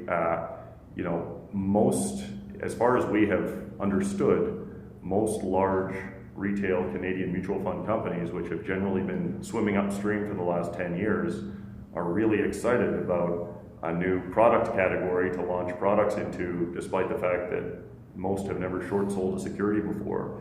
And I think, I worry, frankly, about someone, you know, bumping their toes along the way as they try to figure these things out that take a long time to, you know, to Jason's point, like risk management is so much more important when you're short selling securities as opposed to when you're just going long. So, you know, we've been running strategies like market neutral and equity extension and fixed income extension institutionally for a long time. We're certainly planning on bringing those in the liquid alt format when it becomes announced. But boy, there's going to be a lot of new product out there, and it's all going to sound great, and we'll see how it goes. Yeah, I agree with your comment that the sort of top tier mutual fund complexes today, they tend to always get excited about being able to put a new wrapper on their same product, and they do that every so often. But certainly, yeah, I expect lots of activity, and it'll be interesting to see how that plays out. So, Jason, let me go back to you. You place a great deal of emphasis on risk management and risk management systems in your shop, so maybe you can just elaborate a little bit on that approach for us? Yeah, sure. Touched on it a bit before, but we call ourselves factor aware, not factor neutral. Think of factors, like I said, we sort of 45 to 50 factors we think of it. It's Canadian, US dollar exposure, it's leverage, so we're set up high balance sheet companies, it'd be different valuation metrics, it'd be different momentum screens, etc. We want to make sure we're aware of what we own. And to Justin's example, Canadian Tire, we know that we're really happy to buy one share of Canadian Tire, but we know that there's a lot of inter-merger exposure. So the fundamental thesis to Canadian Tire was that we're buying a high-quality retailer that had terrific comps at effectively 4 times EBITDA when every one of its comparables are trading at 8. But we know that owning a share of Canadian Tire gets us exposure to retail, to REITs, to financial services, to Canadian US dollar exposure. So we try to neutralize all those. Another example would be in energy. TransCanada is a pipeline company, and we could be long or short TransCanada and long a small cap oil producer, and technically we'd be hedged in energy. And I'll tell you, that is the farthest thing from being hedged. They move differently, and it's just completely different animals. So we make sure on a subsector basis we're hedged, or on short interest. So I don't want to be short all the same stocks that these guys are short, because there's certain days that it's painful when we all rush for the exit and the door's pretty small. So there's a bunch of different things that we're really trying to be aware of, and that's how we manage risk at Virgin. Okay, well thanks. Pierre, you talked a lot about risk today, and I love some of your analogies. Actually, I like the checklist and the airline one, because you actually was waiting if you mentioned airline, because the cockpit checklist in an airplane used to be literally like you'd have a whiteboard page, and you would have a marker, a wet dry marker that would check off each box, and then they figured out, these process analysts went in, they figured out, you know, the pilots are just saying these steps out loud from memory, and they're not actually doing all the steps. So then they decided to put it into the computer, and you had to push the button before it would let you go to the next step. So I thought that from an operations my operations mind found that productive and probably safer for all of us. But maybe you can just sort of add a final thought on sort of your risk management approach. I think maybe to follow on the checklist example, I think the checklists are the best tool that were ever designed to not do a stupid mistake twice. And if you don't leverage that tool to at least not do that stupid mistake twice, in every fashion of your operations, from a kind of reconciling and scripting, data feed, scrubbing, like there's many aspects that need computing in a managed futures program. Anytime you can leverage some procedure that's flawless, you should definitely aim for that. From a risk management perspective, I think as a trend follower, I tend to let the positions go where they go. I tend to, in comparison to most of the other trend followers in the space, when a position goes my way, I actually scale out of that position as the trend progresses, which is very different. That's just a way for me to keep risk contained and constant throughout the life of that trend. And from a sector perspective, I just want to make sure that I don't have all my risks in the same baskets. So I want to keep a fairly diversified portfolio of risks so that no one theme can shake the boat. Very good. I'm pleased to say that we somewhat got back on schedule. I got one more question just to sort of tie it together, and I want to hear from a couple of you on it. Actually, Pierre, let me start with you, and I'll come back this way. So as markets become more efficient over time, what do you see what will that do to the returns in your strategy? Like, will the returns be harder to come by as markets become more efficient, or how does your model stand up to that? Yeah, I'd say definitely. Even though managed futures have been around, there's a growing amount of AUM. I think that where you see the biggest struggle is where managers insist on sticking to the top 30, top 40, top 50 most liquid mostly US futures markets. The diversification has dried up from that pocket of markets. So for sure that's from all of the traditional managed futures. There are initiatives of launching liquid alternatives of their product that leverage mostly the top liquid markets so that they can navigate in and out of those positions at scale. And the launch of certain ETFs also that leverage mostly the top liquid futures markets. So those markets have been, I would say, probably carved out. Still valid to have them in the portfolio and try to capture trends, but they don't provide the diversification that they used to. So you want to go down the food chain on open interest, importance, volume, and imports, just less liquid markets, but that are plenty liquid, certainly on my size, and different markets altogether. Like you can, a lot of the research that I see going on is having a greater breadth of coverage of interest rates around the world through interest rate swaps, so non-listed OTC type products. And there's quite a few players going into electricity, credit default swaps, just different kind of return drivers being added to the mix of traditional markets from a managed future standpoint. So I think that's definitely, you would want that, and the ones that are able to maintain interesting return streams are going towards those new avenues. Okay, and Tim, same question to you. Markets become more efficient. Does it get harder for you to find results with your strategy? Sure, absolutely. So we have to continue to introduce new ideas and to continue to try to stay ahead. I'll give you a real life example. Emerging markets I talked about is a great place to add value. The challenge is there are some countries where a third-party manager is not allowed to short sell a security. And so what we've found is we're able to enter into a single stock swap agreement with a local dealer where we're actually able to, they can short sell the security and we can get that exposure from them. And once you have the ability to short in a country, until you have that exposure, that ability, you can't really be there, because to be neutral, you have to be on both sides. So, to be continuously pursuing new research, new ideas, new research projects to try to understand sort of what else we can do to stay ahead. That I think will be a constant for the next 5-10 years. David, over yourself. So I think there's two things that are interesting in our strategy. First of all, in a world of ETFs that has become so focused on by investors, and what they're often focusing on is price momentum. The concept of using breadth is a really useful tool because breadth will change before price. So that's something that I think is quite unique in that space. The second thing is that in the macro world, as you said, the most liquid futures contracts are being arbed out. But if you take a look at the world of ETFs, it slices the world up into smaller pieces and more targeted pieces.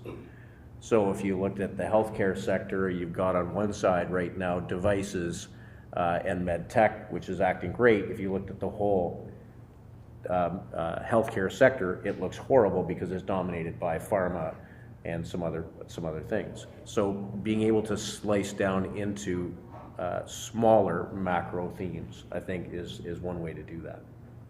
Okay, great. I think that's most of the material that we wanted to cover today. Jason, did you have any final thoughts on anything before I take questions, or you good? Okay. Good. So, anybody have any questions for this panel on anything that we spoke about today, or anything else? Shouldn't be a huge lineup if you want to speak to them after we get a drink. So, I guess we're good. Thank you very much. And we'll pass it back to you. Thanks, guys. Thank you. Good. So that concludes the formal part of our agenda today. Thank you to our sponsors, CIBC Capital Markets, Fund Data, SCCG Fund Services, and News File. And thank you to all our presenters. It's been very enlightening. And thank you all for coming. And a big thank you to Julie for organizing that.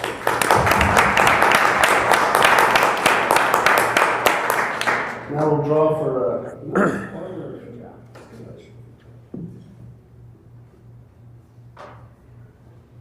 This could take a while.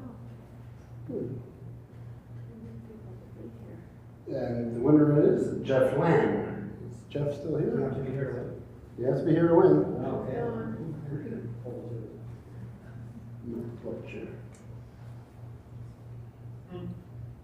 No, he just left. He just I'll just take it. Michelle Shriver.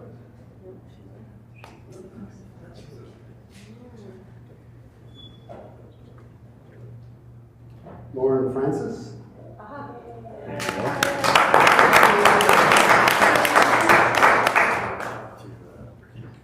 The bar is open if you'd like to have a drink and there's a little bit of food. Thank you very much for coming today, and hope to see you next year. So did you ever cover that? No, never. Thank you.